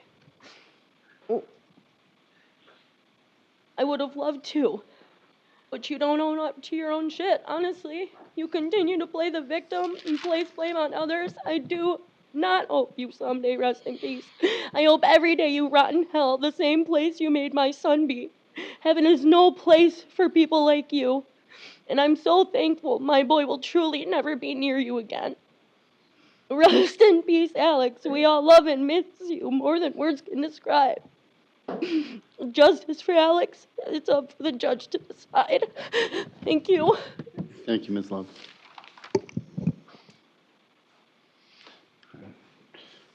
All right. I'm trying to decide if we should take a break here or not. It's a little bit hard with this many people. Can we just move forward? Okay. Go ahead. Judge, we've never said that this was anything other than tragic. Can you pull the microphone a little closer? Community lost Alex. Community lost somebody that a lot of people in this courtroom still love and care about today. And Josie's included in that group of people. Josie's life has similarly been tragic. Every step of it uphill, every step of it laced with trauma. Nearly every single person who was ever supposed to love, protect, and care about this woman has abandoned or failed her throughout the course of her life. As long as I've done this, Judge, I've become more and more aware that most of my clients, before they end up in the defendant's seat, are victims first. Many, many times. And in Josie's case, that's no different. She's been so traumatized and through so much that the fact that she's even sitting here today, I think, is a miracle. Anyone who wants to look at Josie and what she's been through and what we're going to discuss about her life and say, screw her, I want her to suffer, needs to grow some compassion. They need to grow a heart. Because Josie didn't ask for these circumstances. She didn't create these circumstances. She was made by the experiences of her trauma. Who is Josie? The state asked the court to say, I'm fine. Why is she flipping Ms. me off? That is not appropriate. Ms. Love, be quiet. All right. Go so ahead. who is she? The state asked the court to see her for who she is. I'll tell the court who we saw in Josie. Josie's a survivor. Can I just stop you for a second? I know this is going to be hard for a lot of you in the back, but I really need you not to respond. If you do, I have to have you go. So please just listen, just like you gave the state the respect. Please give the defense the same respect. Go ahead. Thank you. Josie's a survivor. She's a survivor of childhood, teenage, and adult sexual trauma. Before she could even read and write, she was a victim of sexual assault. Before she entered the formative teenage years, she was being groomed and sexually assaulted. As she grew into adulthood, that sort of trauma normalized, where she was involved in relationships, one in particular, where she was sexually assaulted repeatedly again. Josie survived being a teenage mother, gave birth in her junior year and graduated her senior year. She survived years of horrible, abusive relationships at the hands of Mr. Hellrud and Mr. Pedrin. She survived poverty, homelessness, addiction, and every single day she survives her disability. Again, not something that she gave to herself, not something that she ever asked for. And in the process, she's persevered. She's raised 6 wonderful children. That includes Alex, Judge. She has achieved sobriety from 2 of the most difficult drugs that one can do so from. She has managed to face her disability every single day with a smile and a vow that I'm going to try and make today better than the last, despite the fact that she's never going to be the same. And what we saw of Josie, the reason that I met with her so frequently, and I don't think it was every week, Judge, but towards the end it might have been, but the reason that we met with her so frequently was that we were taking the counselor role of our job seriously. She wasn't able to go to a counselor and get treatment to deal with the loss of Alex, to deal with his grief, because all of that would have been admissible and discoverable under the patient privilege exception. So we're trying to help her work through this trauma. And seeing Josie, I wish we would have recorded some of this and we could play this in court. Seeing her break down, sob, talk about how much she misses Alex, how much she loved Alex, how much she didn't want Derek to harm Alex. That was months and months of work. We saw Josie have vivid flashbacks in our meetings. We saw her throw up. We saw her have a seizure at one point, talking about the trauma that went on in that home, the domestic violence, and the violence towards the children at the hands of Mr. Pedrin. This is not somebody who cares nothing about what happened to Alex or what happened in that home. She cares a great deal. She has trouble processing it, and I expect one of the silver linings of this sentence is that maybe she's going to have time to actually start processing things now with the help of professional assistance. This was a traumatic process for everybody. I thought that it was ironic that the jurors were offered counseling after this trial and verdict, but the one person who really needs to process this hasn't had it yet. Her world was turned completely upside down with Alex's death. And in the process, she was created in this image, in the public image of something that she's just not.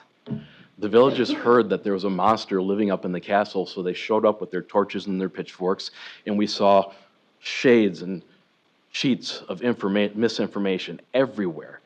I heard so many lies and ridiculous claims throughout the course of this trial on social media, and yes, today, that I know to be untrue, but she's not allowed to respond to that.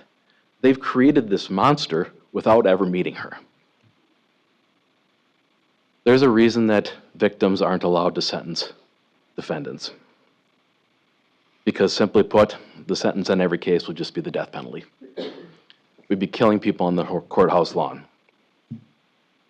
Our legislature has determined that we're more sophisticated, that there are many parts, and that the vindictiveness and vengeance is just one to a sentence.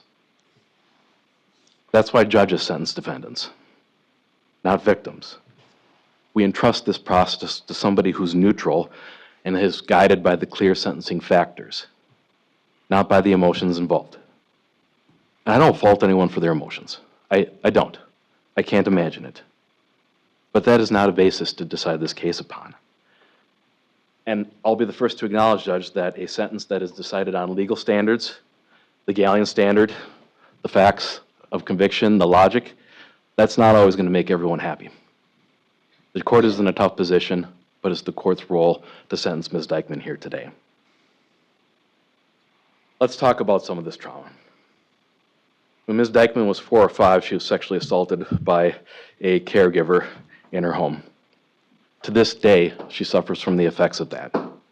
She suffers from flashbacks. She suffers from trauma.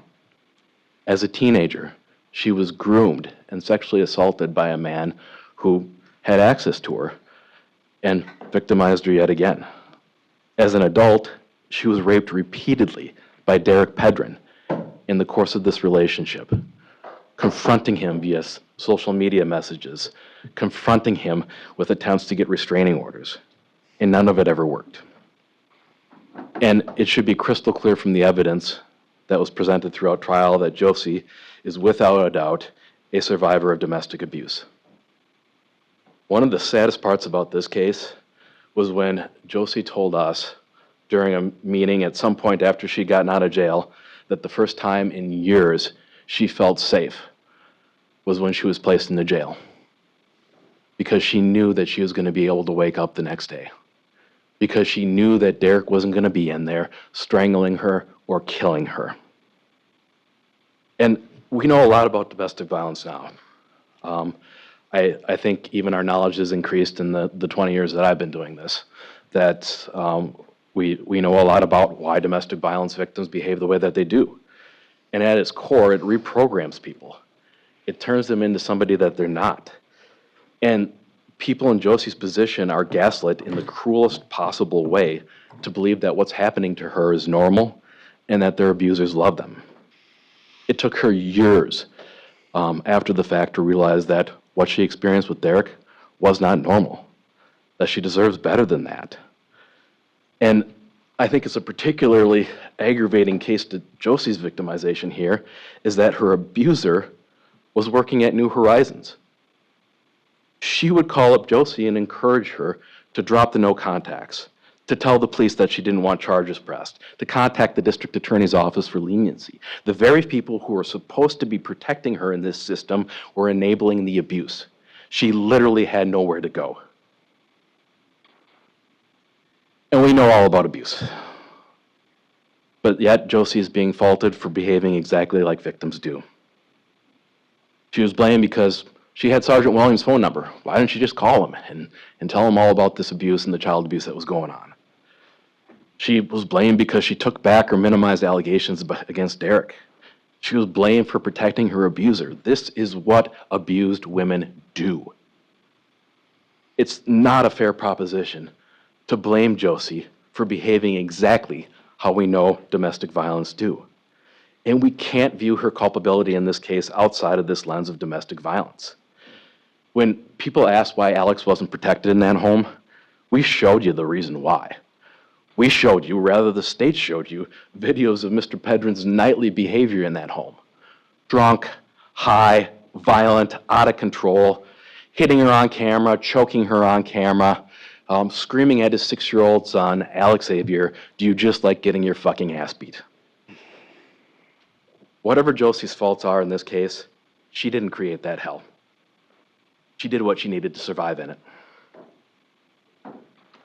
I think one of the most poignant quotes from the videos during trial came from Josie herself, and that was when she said, "Every night, this is my life, you standing over me drunk, not letting us go to sleep, not letting us feel safe." She was narrating out loud what hers and the children's existence was every single day. And the part about this trial that I frankly found pathetic was the efforts that the state went to justify and explain this violence, saying that Josie was at fault because she was pushing his buttons, that she was instigating him. They allowed Mr. Pedrin to offer obviously perjured testimony about a supposed encounter that never happened as an explanation for putting her head through a wall several times. They made an intentional choice to protect an abuser because he was on their side in this case. And it was a clear double standard throughout this process, that Josie was deemed responsible for everything, Judge. Kids didn't get to school on time, that's Josie's fault. House was cluttered, Josie's fault. Alex needed his health insurance transferred or his dental care set up, Josie's fault. Everything that Mr. Pedrin agreed he could do, he wasn't blamed for. It was all placed on her. Anything to deal with the housekeeping or with the child care. And she was blamed for not being able to live up to the standard despite the fact that she was seriously disabled and struggled every single day. And one of the things that I'm going to address here is this claim that Josie alienated Alex from Ms. Love's side of the family. That's a lie, ma'am. It is an absolute lie. Hey, Ms. Love, please be quiet. If you can't be quiet, I'll have to have you go back to the jail. Judge, I would just note for the record that Attorney Zachary looked at her and said to her, "That's a lie, ma'am." And his comments also should be directed at Your Honor, not Be to... directed at me, not at Ms. Sure. Love. I didn't see him look at Ms. Love, but please, Ms. Love, please don't say anything. Go ahead. The fact of the matter is that I think we had 5 or 6 different recordings of Mr. Pedrin saying explicitly that it was his decision to deny Alex contact with Ms. Love's family and loved ones. He told Ms. Love's daughter on a recorded call that her family behaved like assholes, which is why he refused to let Alex see them. He told his daughter, Aubrey, that it was his decision to withhold care from the family. He told that to Ms. Phelps on a recorded call that we received in discovery as well, and he admitted it during his testimony. This was not Josie manipulating and withholding care. This was entirely Mr. Pedrin who alienated this child from the side of the family. And it's not fair to blame her based on a misrepresentation of the objective facts that we know. Let's talk about her disability. We can't ignore that fact. We can't ignore the fact that she didn't do this to herself. She was made that way at the hands of Ms. Love and Mr. Pedrin. And yes, her brain injury is real, Judge. Multiple medical providers have said so. A forensic evaluator has said so. The Social Security Administration says so. She didn't ask for this. She didn't ask to have to relearn how to walk, how to drive, how to hold her baby. She didn't ask for constant left-sided weakness. She didn't ask for chronic pain, splitting headaches, and to suffer from seizures as a result of this. And it's important to understand her disability because when we're looking at Ms. Dikeman's purported failures to protect Alex here, you have to look at her capacity here.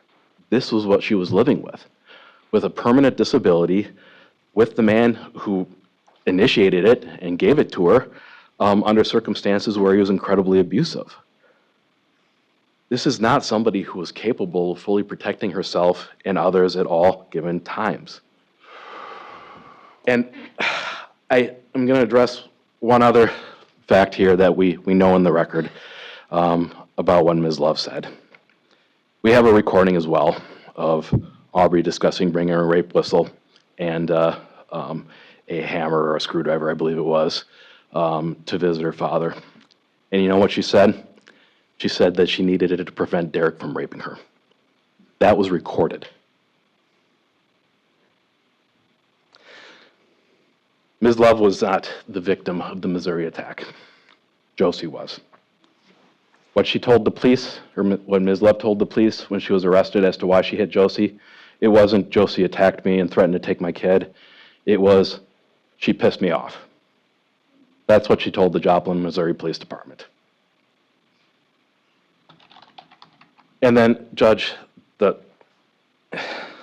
reality is that Mr. Pedrin and Ms. Love also discussed the events of Joplin over recorded prison calls, where they discussed the fact that this happened because Ms. Love was high on methamphetamine and the fight got out of control.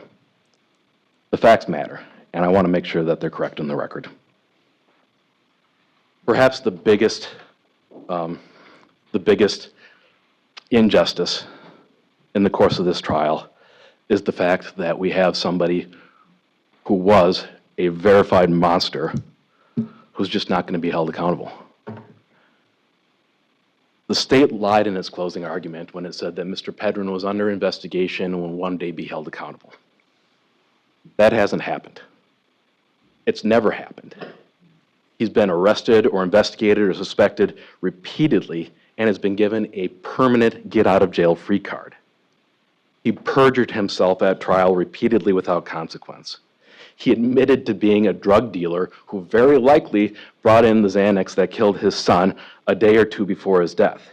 He admitted that he threatened to murder Ms. Dikeman and then murder his other partner, chop off her head, and send it to her mother in a box. He intimidated witnesses, he alienated these children, and he is getting away with it. And, Judge, when you look at accountability here, it has to be individual. You can't ignore the fact that you have this complete sociopath all over this situation that has been treated like a victim. Mr. Pedrin was arrested just this week after what I am told included video footage of him beating or hitting 3 different women over the course of a month, as well as his son. They're still hitting those kids. I guarantee the court that. I guarantee that. We are getting calls from people in the community that have nothing to do with this case, asking why nothing is happening, why these kids are still in his care. And I really, really hope that I'm not in a position one day to say, I told you so. But when it comes to what we agree on with Ms. Lowe's side of the family, I agree. Like CPS, do something. Do something. Investigate this. Because it's going to happen again if not. And Josie's not going to be responsible to blame for this one. Let's talk about the kids. The remaining kids are in a tough position now. I know that. I know who they're living with. I know how the people feel about Josie that they're living with. What she'll say to the court about her kids was that raising those children was the best thing she ever did.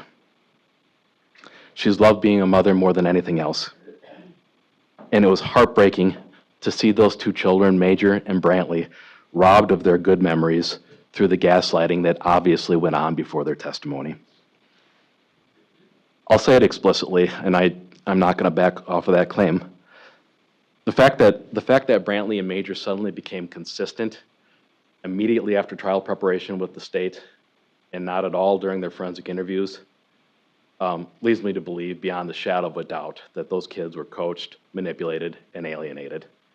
And it's heartbreaking for Josie to see that, to see them come in there and refuse to call her mom, to see them come in there and deny that they ever had one good memory with her. That's not true. We have thousands of photographs to the contrary. But these kids were manipulated and lied to and brought to the point where we saw them at trial here today.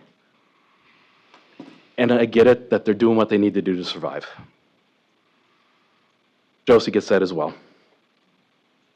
But she also gets that soon enough, these kids are going to be old enough to realize that not everything they've been fed is the truth. That not everything they were told to believe about their mom is real.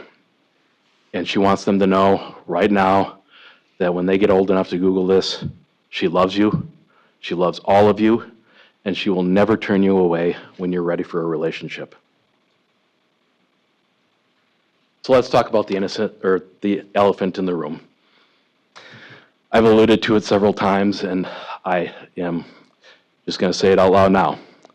Josie says that she's innocent. That's what she's always said. For the record, I believe her. A lot of people do. We've gotten calls from all over the nation of people sad and upset at what they saw or what they considered to be a miscarriage of justice. And I'm not here to second guess the work of a jury or the work of this court, but I'd be remiss if I didn't point out that our own data says that it's a statistical certainty.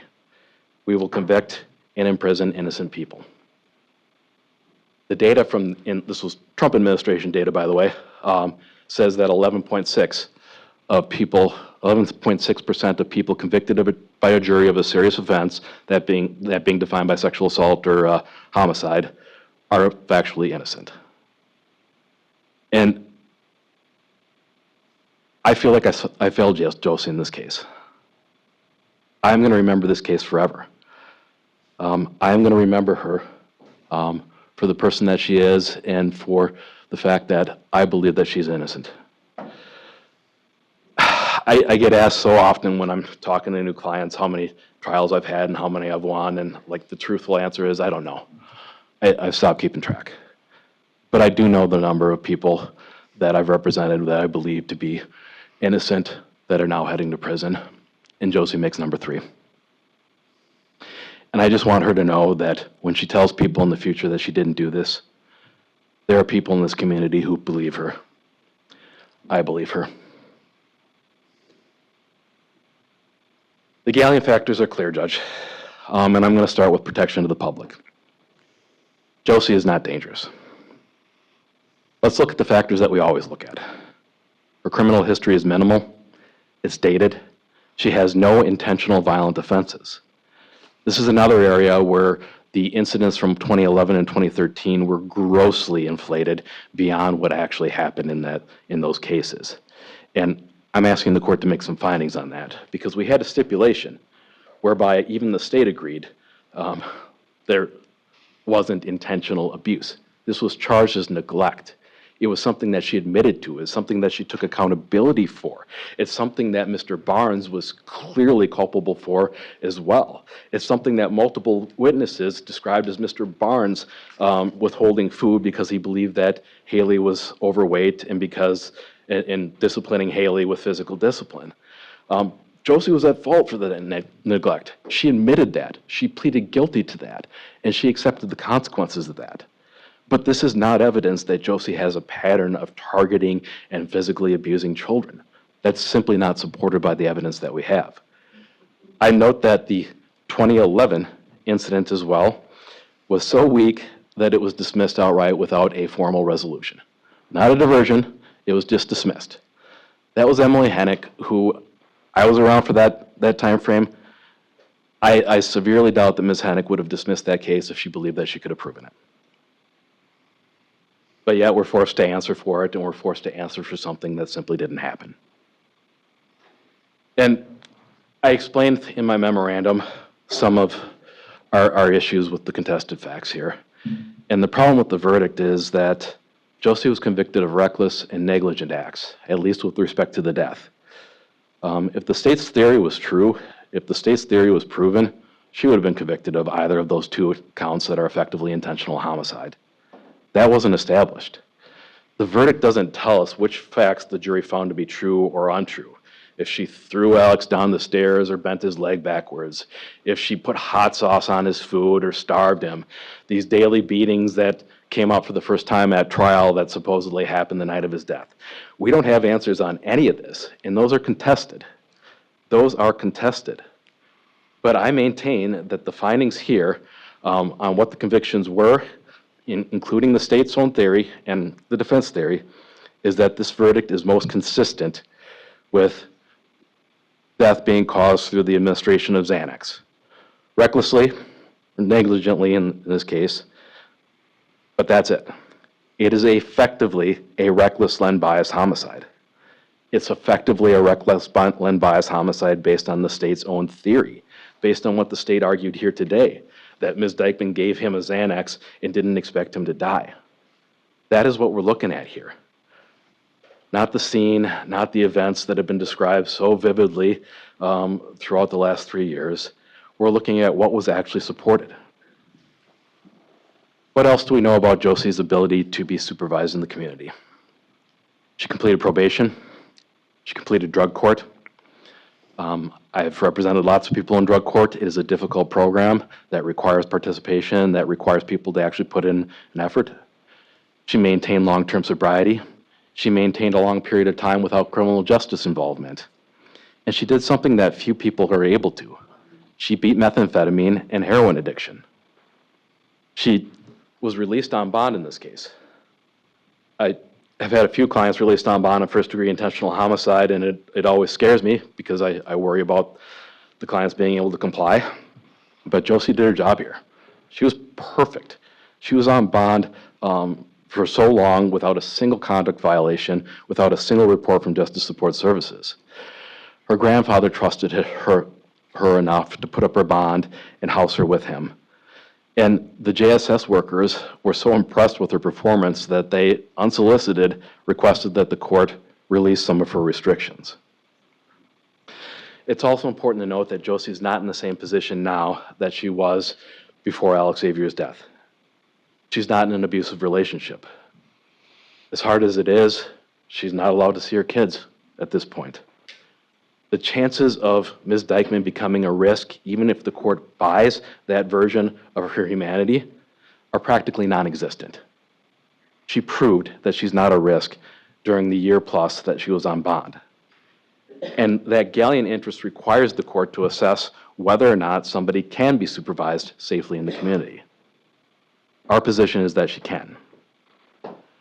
I'll reiterate as well the data that we have on length of sentence being tied to public safety. What we have in both the federal and the state sphere is that adding additional years, adding additional times adds virtually nothing to the risk of recidivism or the risk that Ms. Dikeman will reoffend. It will cost the state millions upon millions of dollars, especially if the court adopts the DOC's recommendation or the state's here today. But we get that with basically zero increase in public safety. Which brings us to rehabilitation. Josie has rehabilitative needs, but that's not the question in Galleon. The question in Galleon is whether those needs are more effectively addressed in custody or elsewhere. Nothing in the PSI suggests that she's going to receive any treatment or any programming in custody that will be more effective than what she's already receiving in the community. She has a strong support structure within the community.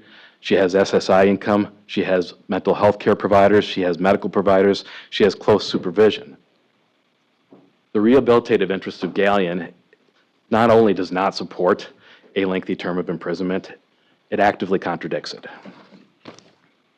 Which brings us to punishment. Retribution is indeed part of sentencing. And I don't care if we call it accountability or vengeance or retribution or a punitive aspect, it's all the same thing. But it's important to note that this is just one component of a much broader sentence, and the court is required to impose the least amount of time necessary to achieve the goals of that punitive sanction. What can the court take from Josie that she hasn't already had ripped from her? Kids, her reputation, her health. How does hurting Josie more, for the sake of hurting her, make any of us better? We have this sick focus on retribution in our criminal justice system, and it's only getting worse every single day. We believe and we tell ourselves that this pain that we're feeling, this loss that we're experiencing, it's going to feel better once we know that somebody else is suffering. In the course of this case, people have repeatedly threatened to have Josie killed. We got death threats. I closed down my office for a couple of days. And people feel empowered to say these things out loud because they believe that they're morally right in this sense of, it's okay for me to hurt somebody if I'm angry at them. It's not okay. And it's not okay when we do that in our court system to somebody in Josie's position either. I quoted from Brian Stevenson's book, Just Mercy, in my sentencing memorandum, and I think this is probably the best way that I've ever heard it explained from somebody who's worked within this system my entire life. But he talks about brokenness, how every single one of us, me included, are just broken people practicing in a broken system. And broken people only know how to break others. I break others, so does everybody else in this room. In the process, we forget our own humanity. We forget to see the brokenness in the people that we're hurting. We forget how broken that makes us when we wish and hope and pray for Josie to suffer and then apparently get murdered in prison. The reason that people say these things out loud is because we're broken. I want to read a quote from this book that I'll never forget. I found it in a time when I was having a hard time in my career as well, that I think sums all of this up perfectly. Sometimes we're fractured by the choices we make. Sometimes we're shattered by things we never would have chosen. But our brokenness is also the source of our common humanity, the basis for our shared search for comfort, meaning, and healing. Our shared vulnerability and imperfection nurtures and sustains our capacity for compassion. We have a choice. We can embrace our humanness, which means embracing our broken nature and the compassion that remains our best hope for healing. Or we can deny our brokenness, forswear compassion, and as a result, deny our own humanity. If Josie Dikeman came before this court not having been accused of killing Alexavier, do you think that anybody would have said, after hearing what she's been through, the life she's lived, the scars that she's developed, that they'd say, screw her, I want her to suffer? Doesn't make it any more right just simply because she's been accused and charged with this crime as well. I do want to address general deterrence just briefly since the state brought it up. Quite frankly, general deterrence does not work. General deterrence will not work against people like Mr. Pedrin. If he experiences or if he sees this sentencing, he's not going to stop hitting people. He's not going to stop abusing children. It's not going to work against other people. Those are emotional cases. I happen to be the attorney who argued the most recent general deterrence case in front of the state Supreme Court. And, frankly, from the research that we briefed and was involved, it doesn't work. It is not a factor that this court should consider. What the court should consider is proportionality. So, talking about the guidelines. This is the state DOC guideline. 1 page in PSIs for recommendations of what each felony case ought to be worth. These are the federal guidelines, Judge. Hundreds of pages with all of the facts, data, and legal principles that go into calculating the advisory guidelines. I might not always agree with the advisory guidelines, but at least I understand where it's coming from. And what I've been on my high horse about the last couple of years, at least, with these PSI recommendations is that the DOC doesn't know how they came up with these numbers. It's literally drafted by an anonymous DOC employee in 2016 that said, here's what I think these cases are worth, and left it at that. There's no facts, there's no data, there's no drafting documents, anything to support this. And I think it's nuts that we're relying on something this arbitrary as an anchoring point in sentencing. If you want to send somebody to prison for 7 years, 9 years, 16 years, 40 years, as these guidelines recommend, then tell us what facts and data it's based upon. Don't just slap this in front of us and say, DOC is always right. And it's one of the reasons why I thought that this recommendation by the DOC was outrageous. It misrepresented the facts of this trial. Granted, the writer didn't have the same access that we did. And it sets up this arbitrary number that posits Ms. Dikeman is a monster, when in fact she's not. What do we know about the felonies that Josie was convicted of? We know that the legislature has not set a mandatory minimum, meaning that if the court wanted to, it could place her on probation, it could simply fine her and release her at this point. The legislature recognizes that there are circumstances that call for mercy. Had they thought the opposite, they would have imposed a mandatory minimum penalty. We see that all the time. We see that on first-degree intentional homicide, what Josie was originally charged with. We also have to ask ourselves whether or not somebody in Ms. Dikeman's position is capable of redemption in prison. The reason that Governor Evers just started the commutation board back up is because we have far too many geriatric prisoners in their golden years who have long since redeemed themselves and are no longer capable of harming anybody. The governor knows that redemption is possible. I believe that redemption is possible for Josie, but the surest way to ensure that we don't have somebody sitting in prison for an unnecessary period of time is not to set it overly broad in the first place. I don't know if this board is even going to exist after Governor Evers leaves office, but I do know that it's something that we should consider, the fact that people can redeem themselves in custody. And it's also worth noting that as somebody who's never been to prison before, the rule of less is more can and should apply here. Less custody is necessary to achieve that punitive effect on Josie than somebody who's more experienced in the criminal justice system. And less custody is appropriate when we compare this case to others in the La Crosse community that have similar circumstances. The tragic, unintended overdose death of a child. I cited the cases in my memorandum, but I think Josie identifies with these cases just as much as I do, that these were two people in those cases that had no intention of that outcome. They never wanted that tragedy, but they had to live it nonetheless. And I think that it's an appropriate point of comparison to start with what Mr. Liggins and Ms. Baisley received in this county recently with similar circumstances, rather than assuming the worst and conflating the facts that weren't established. I'm also asking the court to authorize concurrent sentences. I'm just going to say it. This case was overcharged. She was charged with 3 different homicides for the same death, and all of the behavior overlapped. The state is not entitled to demand consecutive sentences or lengthier sentences, looking at all of the time that they chose to stack against Ms. Dikeman. These were the same series of events, and a concurrent sentence is appropriate. And I'm not telling the court to give her no time. I realize there's huge pressure to do this.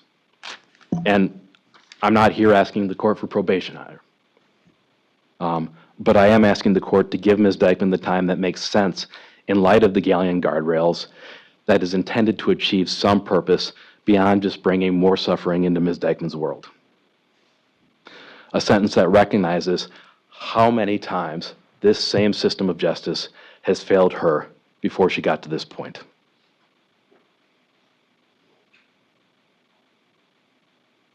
The one thing I wish I could say is what I can't. I wish I could tell everybody here that things will get better. I don't know that that will. Sometimes it does, sometimes it doesn't. But there are a couple of other things that I do know. That Alex in his life knew a lot of things that children should never know. Josie testified herself that his life was hell. But without a doubt, Alex also knew love. He knew family. He knew what it felt like to belong. He knew that Josie loved him and that he loved her. People came here expecting a monster judge, but all we've got is a woman. She isn't perfect. She's made mistakes, but Josie is not the monster that's been portrayed. She's just a person that there's no need to continue breaking day in and day out for the rest of her life. Our recommendation in this case is that the court impose a short period of confinement followed by a lengthy period of community-based supervision combined with either extended supervision or consecutive terms of probation. And we believe that this most effectively achieves the goals of Galleon and will allow healing across the community. I have 694 days of credit. Does the state agree with the amount of credit? I trust Attorney Zacher on that comment. Okay.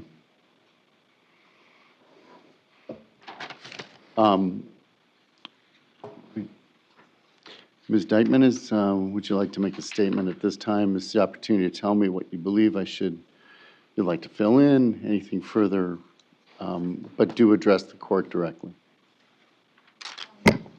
I just want to say that to my kids, Zayden, Jalen, Major, Brantley, and Araya, I love you with all my heart, and I will always be here for you. Anything else you would like to add? Oh, thank you. And can I go ahead and sentence you at this point in time? Yes, Judge. Thank you. Thank you.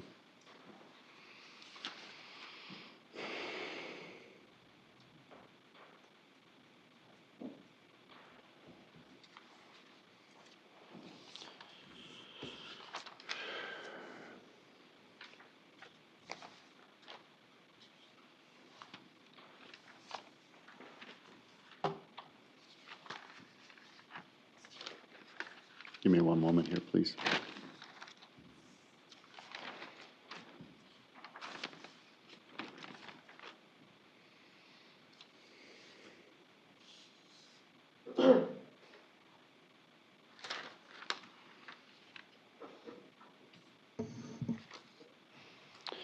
So, before I begin,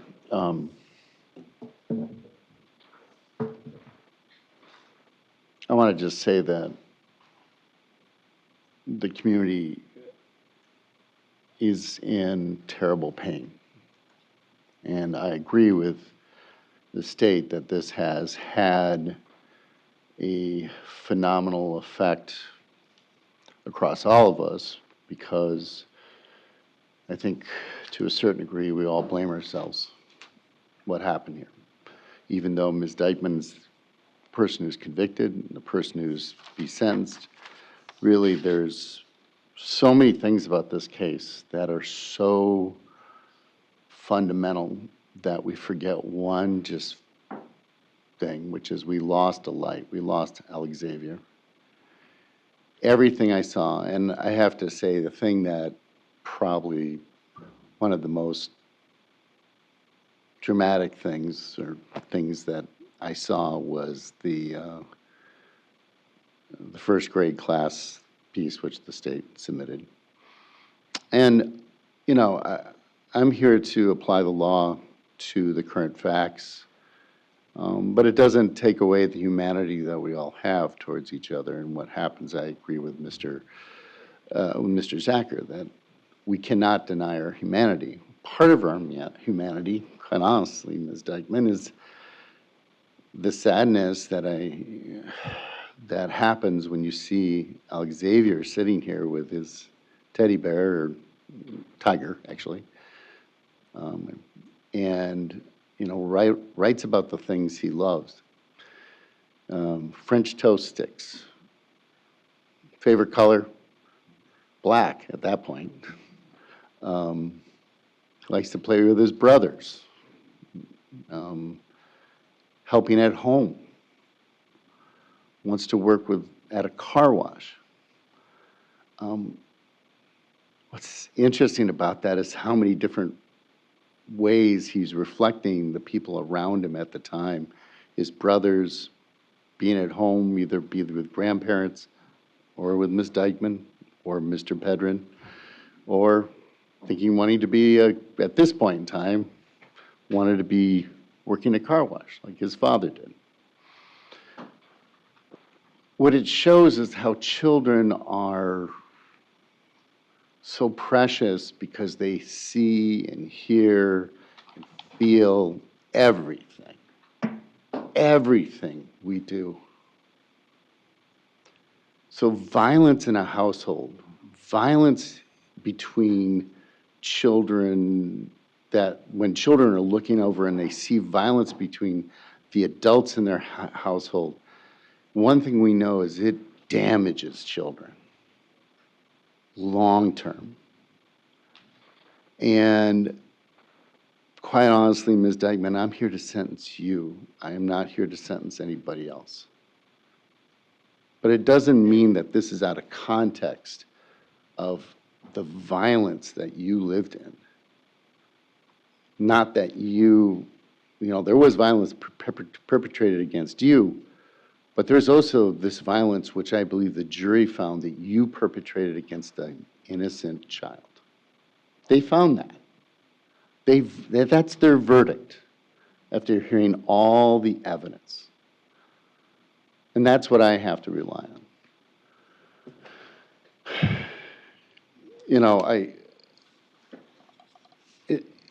It also means I don't ignore what's happening here. The families should be grieving. They are angry, they're frustrated, and they don't understand why this happened. How did Alex get taken away from a family which was loving and then placed into a family that was not? That's what's sort of the story here. Well, I'm going to just say it's somewhat not completely one way or the other.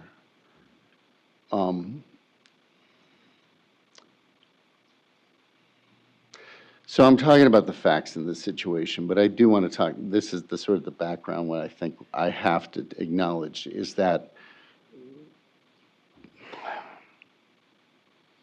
I think the reality is Mr. Pedrin can be a monster and a loving person. I think Ms. Dikeman probably was somewhat the same way. I can't ignore the domestic violence that happened. I don't think the state's asking me to. But it does put everything to context. It puts a lot more in context. And I think this is what's so hard for the community is that why did we let this happen? Why did this happen? There's a lot of blame to be pushed around from everything from the CPS, the police. Why wasn't Alex taken out? I think that's what everybody's asking questions. Why wasn't Alex taken away at that night before? And I know it's haunting for officers because they're trying to balance what to do. I mean, that's why it's such a horribly difficult job. Being an officer, a police officer, is much harder, quite honestly, than what I do. You know why? Because they have to make the decisions like that. And they have so much power and they have so much weight placed upon them, especially in this moment.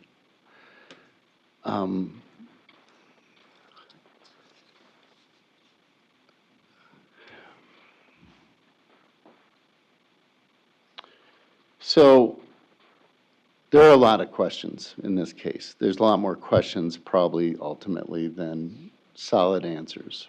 But we do have a couple solid answers. One is you recklessly caused the homicide of Alexavier. Two, you chronically neglected him until he died. And three, you physically abused him repetitively that caused great bodily harm. The jury decided that beyond a reasonable doubt. They came to that conclusion. And one fundamental that I have to rely on, and which our society of law and order requires us to rely on those decisions, those incredibly difficult decisions that that jury talked about, came to a consensus 12-0, that was what their answer is. And it's not even an issue of do you respect the jury, because I do. It's an issue of that's what the law requires.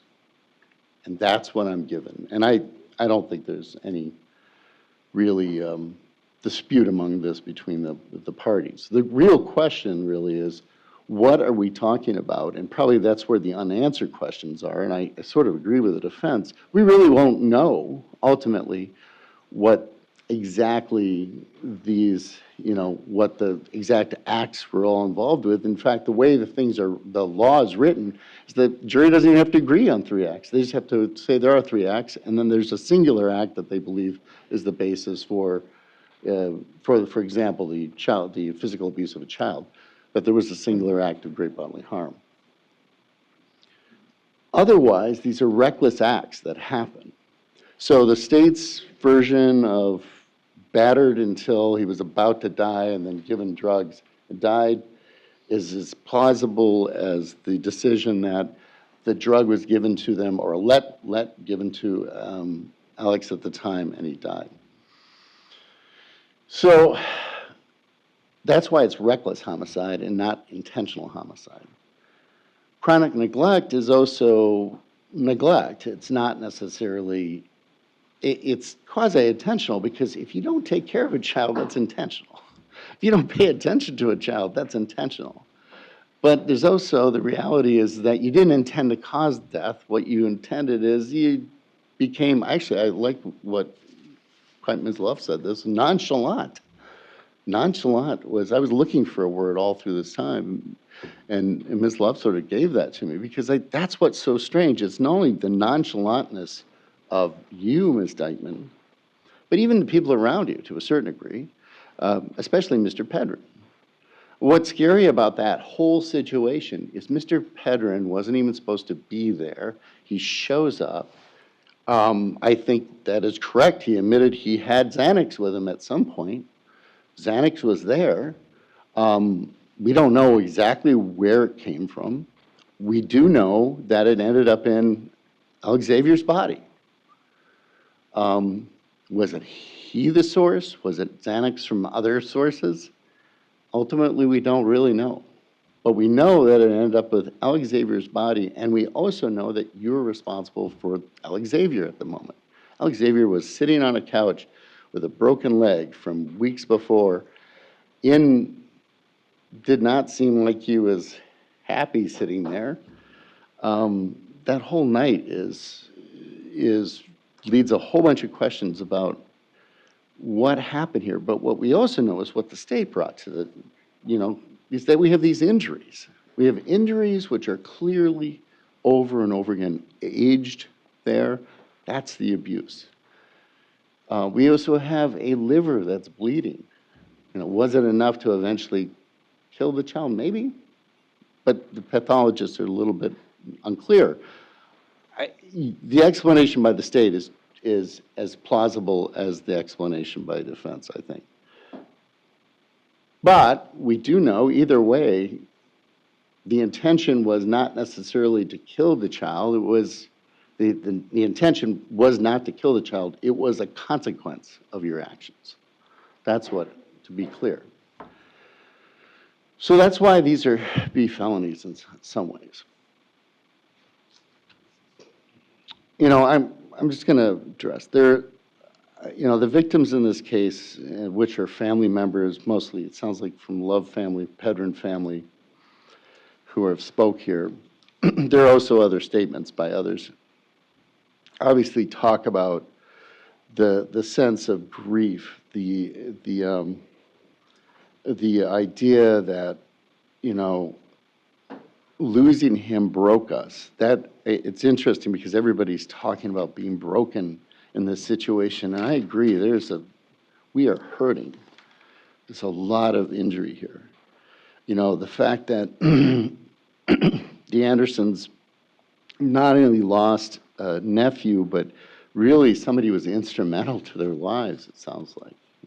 And I think, you know, when I listen to that statement, I listen to a statement of what families should be. And I know it's a little bit easier to think about this in the past, but the reality is family is everybody's, right? It's Ms. Love's family, it's Mr. Pedrin's family, and quite honestly, it's Ms. Dikeman's family. Before this happened, everybody was part of that family. But probably one of the most sort of disastrous things, which led to eventually the situation, was the animosity and the hatred that was going on without considering the children first. And so it created isolation, it sounds, you know, and I'm sorry if I'm getting the wrong person, but the whole, you know, the fact that people didn't see Alex for so long, because I remember there was testimony about Mr. Pedrin not allowing Alex to see the Love family. I think there's a lot of speculation about whether Josie was the one who's in charge of that, but I'll tell you, Mr. Pedrin's behavior is such that it's more believable that Mr. Pedrin at the time didn't want that to happen too. I am not going to go back to rejudge what happened in Missouri too. I mean, I'm not here for that. But we know that was part of the past too. So, the last person I want to talk about who made a statement, and it was a written statement, is Major. Major talks about this loss and this love that he had for his brother. You know, the reality is that when I look at the evidence, one thing I think, as indicated, the jury did ask to watch the interviews, more specifically the first interviews, not the second interviews, but the first interviews. I think the jury wanted to see what the raw response was at that point in time. That seemed to be what the request was. That was pretty obvious from the record. And I think they wanted to see that raw response because I think there's some, I'll say, fear that maybe there was influence. But the raw responses may be somewhat inconsistent, but they weren't inconsistent about one thing, was abuse. There was abuse. They both talked about it. Brantley and Major talked about it. There wasn't enough time for them to really align their stories or have people align their stories. You know, they were I watched those years ago. I watched them a couple times. I've watched them over and over again because I find them to be very believable because they don't really have any reason to not respond the way they did. They just did. So, you know, whatever happened in the stand happened in the stand. But the reality is they saw something. They believed you were responsible for this injury to their brother, and they talked about it. At that moment, I'm not saying they even disliked you or they maybe loved you still very much, but the reality is they made that choice to say what they saw. Not through the filter of days or weeks or years when they finally testified, but at that moment. So the reason we have forensic interviews is for exactly that reason. That's why multiple forensic interviews are problematic. It's why we don't want children to keep on saying these things. We want them to say it as much as they can at first. So I think that's probably one of the most reliable things that the jury worked on. And I actually see it as a fairly truthful statement, which, with all the physical evidence and what eventually happened to Alexavier, corroborates that. It holds it up. It supports those conclusions. So, Major and Brantley, it's very hard to have children testify, and ultimately, I find it it's very difficult. The reason we do forensic interviews is to avoid that if we can. That's why the legislature created the law. That's why it's out there. So I just want to say I think Major might be watching. I'm pretty sure Major is. It's just that took a lot of guts to get up here. It took a lot of bravery as a young boy to do that, and I hope things go better. And I just want to say one other thing. One thing Major did during the trial, which I don't know if people saw, and I don't think this is a big problem, is I don't know if all of you saw, but they were eating hard candies. He had hard candies in his hand. He went through a very difficult process of testifying. There you are, Major. And I just want to say that he did something that a child does, which is in a moment of difficulty and stress, he turned to me and was kind. And that's one thing I was saying, that, Major, not only you, but all of us, this was an act of kindness. And the reason I point that out is because there is so much anger and frustration and deceit and everything going on in this situation. The one thing we can learn from is that moment of kindness. Even with the people you hate the most. I heard a preacher recently say this, that one thing that Christian doctrine is that you should love even those you hate. And what it really is telling us is that we as a society require that we be kind, even when the worst is in front of us. And by the way, this is the worst. A child dies. This is the worst. So the reason I am talking about that is I think there's a need for healing, and probably the person with the most intelligence and approach and the most kindness in his heart was that moment when Major handed me this. Why is that so important? Because actually the law reflects this. In some ways, the law reflects the need that we treat each other with the understanding of what happened before and what's happening here.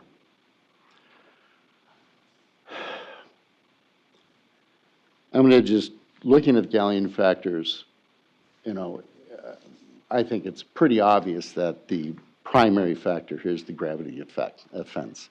I mean, I sort of agree with the overall question on, what is it you need for the rehabilitation of the defendant. That is nothing that couldn't be done in the community. The reality is that for the protection of the public, you probably could. Reality is that there's probably some need of incarceration for that. I don't think that's appropriate necessarily to be placed on probation.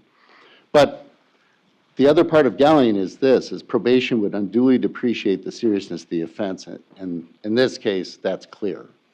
That's absolutely clear. And I actually don't think either side is saying otherwise. The big question is the question of magnitude of the response to that. I mean, when you look at her record, it's not a long record, but it's not a long criminal record. But there's behaviors out there which I do support that we should have had better signs that there was this behavior that's out there. And it got worse, not necessarily better after a traumatic brain injury.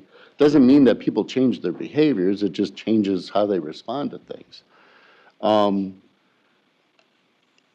You had a history, Ms. Dikeman, of responding to children in ways that was either neglectful or in a way that was irresponsible, and it hurt them.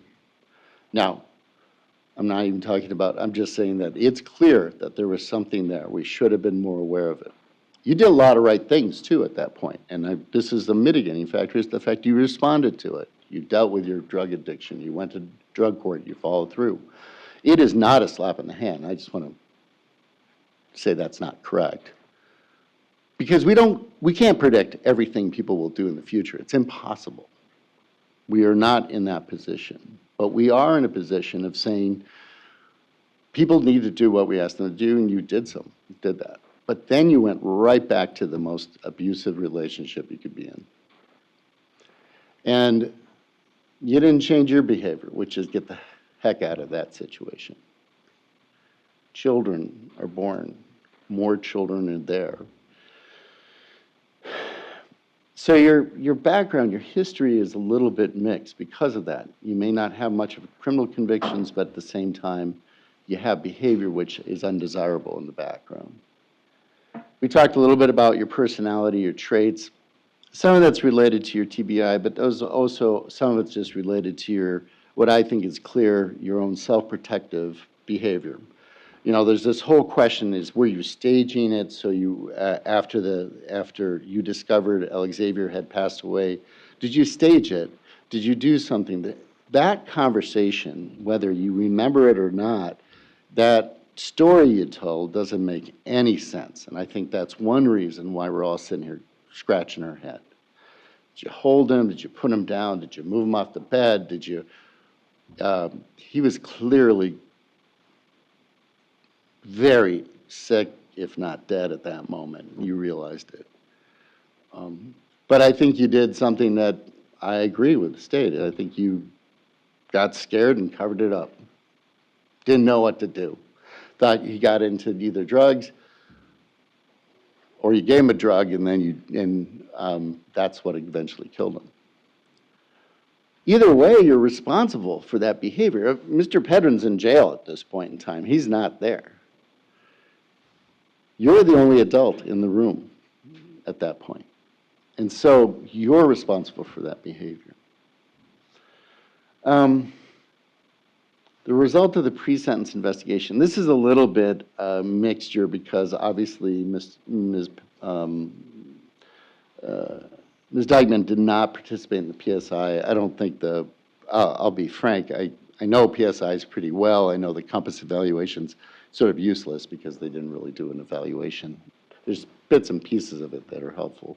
So that's sort of, I don't think that's very helpful. I do think, you know, some of the background that's given, the perception that's given is all appropriate, but I don't necessarily know if the Department of Corrections can make a recommendation that's based on information that they are sure of. Plus, there was, as the state pointed out, they had the wrong information about count 3 altogether. That was a more severe charge than what they were considering at the time. And I'll get to that in a bit. The viciousness or aggravated nature of the crime. This is part that I think, Ms. Dikeman, you just don't accept, which is, I think it's clear the jury thought you were continuously abusive, Alexavier. They believe that. The children say that. They see the fighting. They see the hitting. They see the kicking, they said. They see a lot of things. We talked about the hot sauce, etc. We had the incident with the Alexavier going down the stairs. Whether it was intentional or a get out of my way and down the stairs, whatever it was, something. There was an agreement that there was a great bodily harm caused to the child. It could even simply be that you didn't take care of him and you abused him by hitting him earlier, and exactly as the state said, eventually he died because the medications are in his system. So I think that's where the aggravated aspect is. I'll be frank. I wince at the word torture because I see injuries that are definitely somebody being hit and struck, et cetera. If you believe some of what was being said, torture is possibly the right word, but I just don't think it is. I think this is abuse. I think it was abuse that was sort of ongoing, hitting, just like the kids talked about. I trust what they were seeing.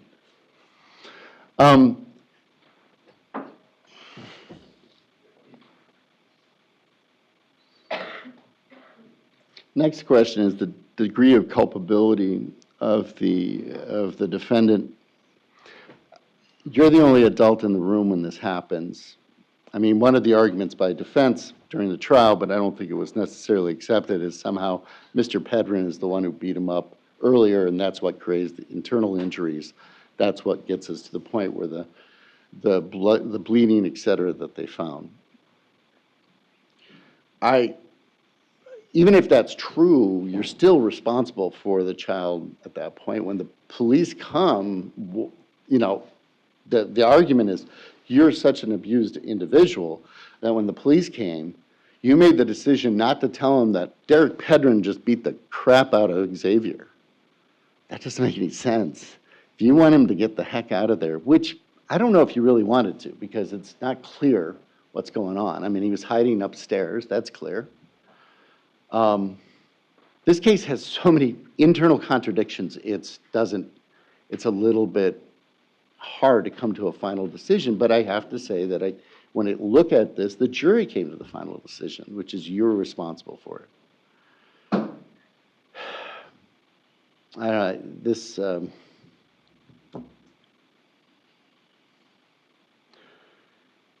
The next one is demeanor at trial. I don't know what the demeanor at trial was. You denied it, but you have a right to maintain your innocence. So I'm not sure. I think that's somewhat of a neutral issue here. Your education background, et cetera, that's been brought out by the defense. Obviously, the questions of remorse and were you cooperative? Did you be part of this? There's always this issue. You maintain your innocence, which you have a constitutional right, but we don't really have that remorse aspect. I mean, it could have been, let me just say there, that this is not necessarily a case without remorse. You could very much have remorse over the issue that you even let your children be in this situation. And I don't know if that was necessarily said, but that's not even out there. So assuming that you're right, you also are responsible for protecting your children. And if I accept the argument that you consider Alexavier part of one of your children, you have then taken on that responsibility, which the state talked about, as a caregiver, as somebody who's ultimately responsible for that child. So you didn't take that responsibility. You didn't take care of Alexavier when you should have, and that's partially what happened here. That's where the neglect comes from. Obviously, when we talk about these charges, it's ultimately where the recklessness comes from. And then I talked about the child abuse aspect earlier. The need for close rehabilitative control. Again, I think that goes down to public safety issue. What really is the argument is that we want to take away your ability to be with children. You never have ability to be with children again. I think that's a reasonable aspect in here. You were taking care of children and a child dies in your care. I think that's a reasonable request. Not only request, but necessary for the public. The rights of the public.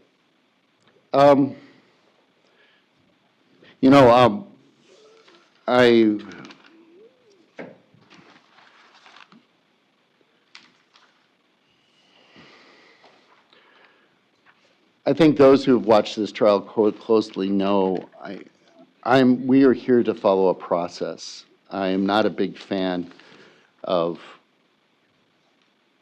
social media and its ability to judge and condemn individuals on so little information. At the same time, the public has a right to respond to things. To be honest, that's that's what we as judges understand. The question is, does that turn into a right? I think what the right of the public is to have a just result here. Now, I want to address one other thing, too. I don't think it's appropriate to say that the only justice that Alexavier can have is if there's a maximum sentence. First of all, the state's not asking for that. But also, that's not where justice is based on. It's based on these factors that I have to think about and consider. It's not, is there a certain amount? Is it 1 year for justice for Alexavier? Is it 3 years? Is it 10 years? Is it 20? Is it 30? Is it 40? That's not really considering what the sentence really should be, which is what's the appropriate sentence for Ms. Dikeman.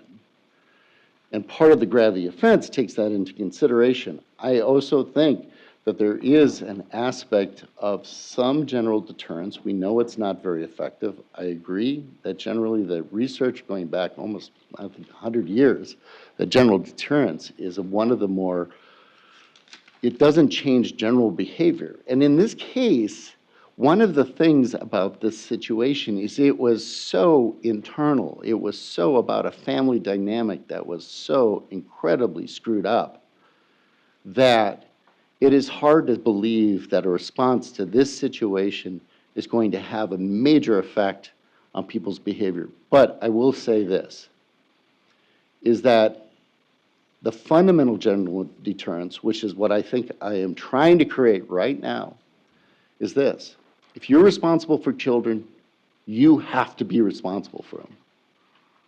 You don't have a right to children. Children are not your property. They are your precious family. They are the ones you love. We don't own the people we love. We love them. It's a different idea. So when we get these situations, it's my child and I get to do this, that is not love. That is some strange idea about what children are. We also have a responsibility, quite frankly, of being responsible in the community so you're available to your children. And the need to follow the law and follow through what you need to do to make your lives better is the requirement of all parents, because you need to be positive. And I agree, people are broken.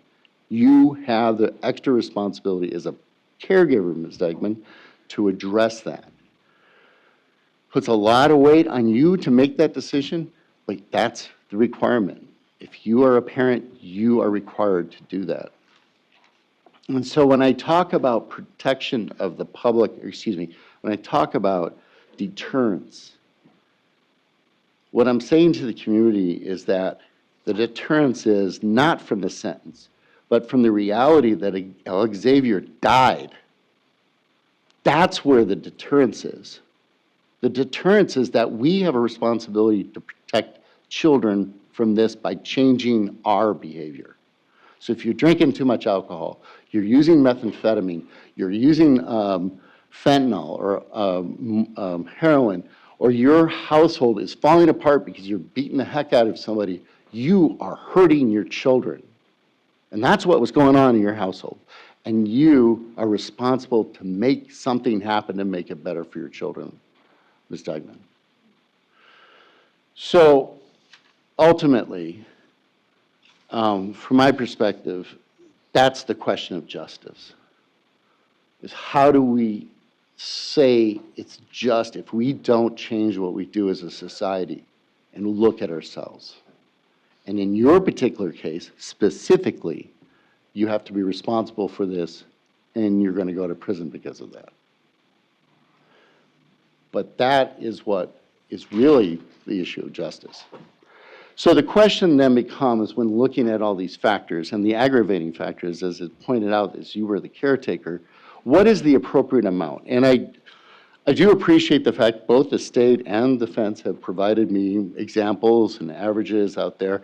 I mean, I looked at that too, and I'm not going to make any specific findings based on anybody else's case because I don't think that's appropriate. But it was interesting to look at these statistics, which talk about those who are convicted of first-degree intentional or first-degree reckless homicide. Of the women in Tachita, most of them, the average was 20 years of incarceration. There was 4 who had significantly more. Chronically,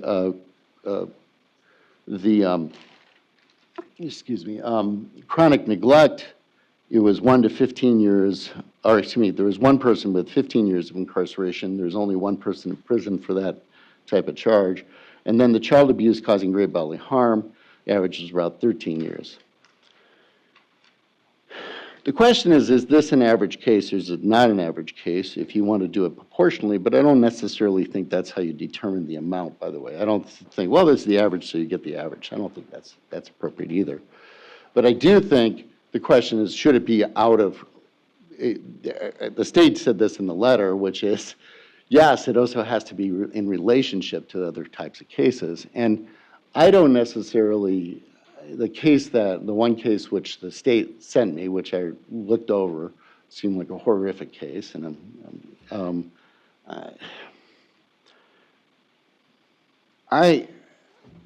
I'll be frank, I think that's a different type of case than this situation. I think there's too many dynamics in this situation.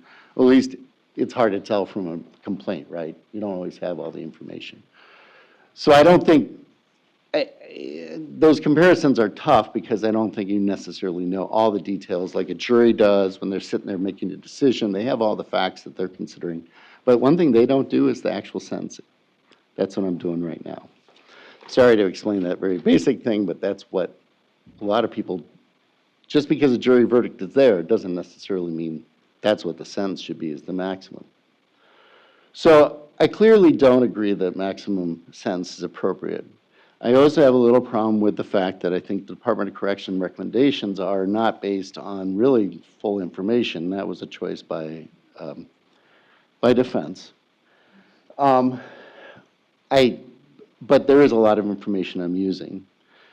I think there is, going back a little bit, I think that's exactly why looking at these cases in relationship to other cases is important. I don't think it's the same as the other case that happened in La Crosse. That's a completely different one. That was clearly reckless homicide based on purely accidental situation somewhat. It was not based on this chronic abuse, which I think is going on. So I think this is more severe than that. I think it's more severe than your average case in some ways.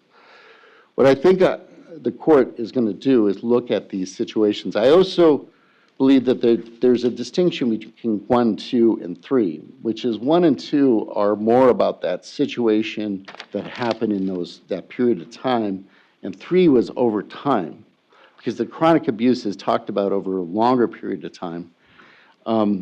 And I think it's appropriate actually to look at count 1 and 2 as being the same behavior and 3 being somewhat separate. So my decision is going to be the first count 1 and 2 are being concurrent and count 3 is going to be consecutive. When I looked at this, I thought the recommendations essentially 20 years plus 6 years for each count on count 1 and 2. As I said, I'm somewhat skeptical of that amount. But I think the combination of the 2 sentences will reach an appropriate and just result in this situation. And the way I'm going to do it is this.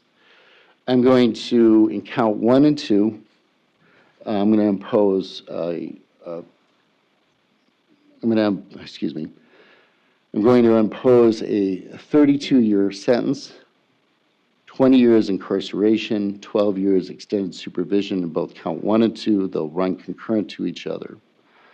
In count 3, the court's going to impose 10 years prison with 7 years incarceration, 3 years extended supervision, consecutive, because I think it's acts that happen over time, and I think it's a separate issue. What that means is that there's, to make it clear, is that, and also just to explain why 12 and not 6, is because I want it to be, I think 15 years extended supervision, long-term supervision afterwards is more appropriate than 9. I think that given her age and her background, that is more appropriate. It also, so that is 27 years of incarceration because of how I structured the sentence, and 15 years extended supervision.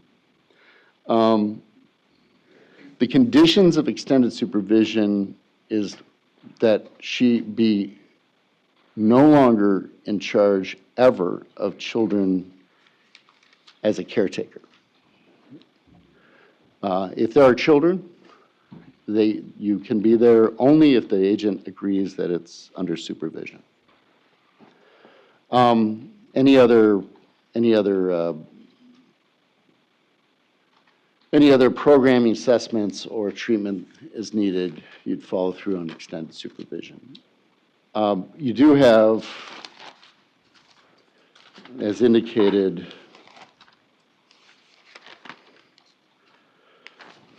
there's 694 days sentence credit towards that incarceration. You would start that incarceration immediately. You're not eligible for the substance abuse program or the challenge incarceration program because of the nature of the cases.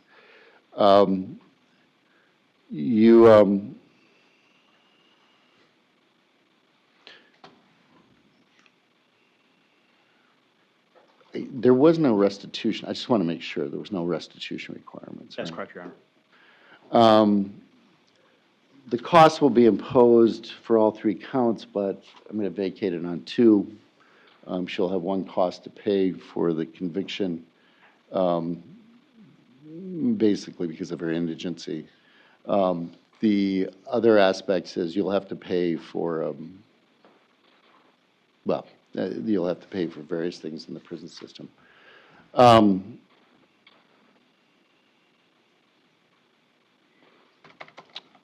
going to ask each of you if there's anything further, but then I have one more thing to say. Is there anything further from the state? Yeah, I would ask for no contact orders with Mr. Pedrin and the families as well. I think it's appropriate. Yeah, I'll just say no contact with any of the victims. Would that cover it? It does. Yeah, no contact with any victims. I don't think she necessarily was going to have any contact, but, and the victims should be defined as Mr. Pedrin's family, Ms. Love's family, and then the children. No, Judge, I have to object to that. She has a constitutional right to parent these children, even while in custody. That requires specific findings beyond what we have here today. She may have a constitutional right, but given her actions, court is finding that that's an appropriate condition. She's not to have any contact with the children. I'll just throw this one last thing, unless the agent sees it's appropriate, and if there's a professional who says it's appropriate. And when I say children, I mean children under the age, obviously the age of 18. If her children make a decision when they turn 18 or older that they want to have contact, then they should contact the agent. They can do that. Anything else, Mr. Zacher? Judge, I move the court to authorize the return of the remaining bond money to the poster. I filed our notice of intent to pursue post-conviction relief. Mm-hmm. That money may have already been returned because they revoked her bond. Yeah, if it hasn't, it should have been returned to whoever posted the bond. Anything further, Mr. Zacher? No, Judge. Okay. Obviously, Ms. Dikeman, you do have a right to appeal this. You have to do that within 20 days of today. Talk to Mr. Zacher, Mr. Zacher about that, Mr. Boyles. They would file that notice of intent to appeal. And then we can, if need for further hearing, we'd have further hearing at that point. Last thing. I usually say these cases, but we do need to heal as a community. Ms. Dikeman, my hope is that happens when you're in prison, You need to heal. Do what Mr. Zacher said, take advantage of all the services that are there. Ms. Love, same thing. I can see that it's very hard, and understandably so. I don't want to say anything. And Mr. Pedrin, you too. I know you're still watching. And then for the rest of you, we are a community. We need to be, as I said, as Major said, we need to be kind to each other, even than those we don't like. And so I'm really appealing to all of our humanity. I agree with Mr. Zacher that we can't deny our humanity. Trying to accept it about what's the most appropriate way. So for everybody out there, peace. Thank you all.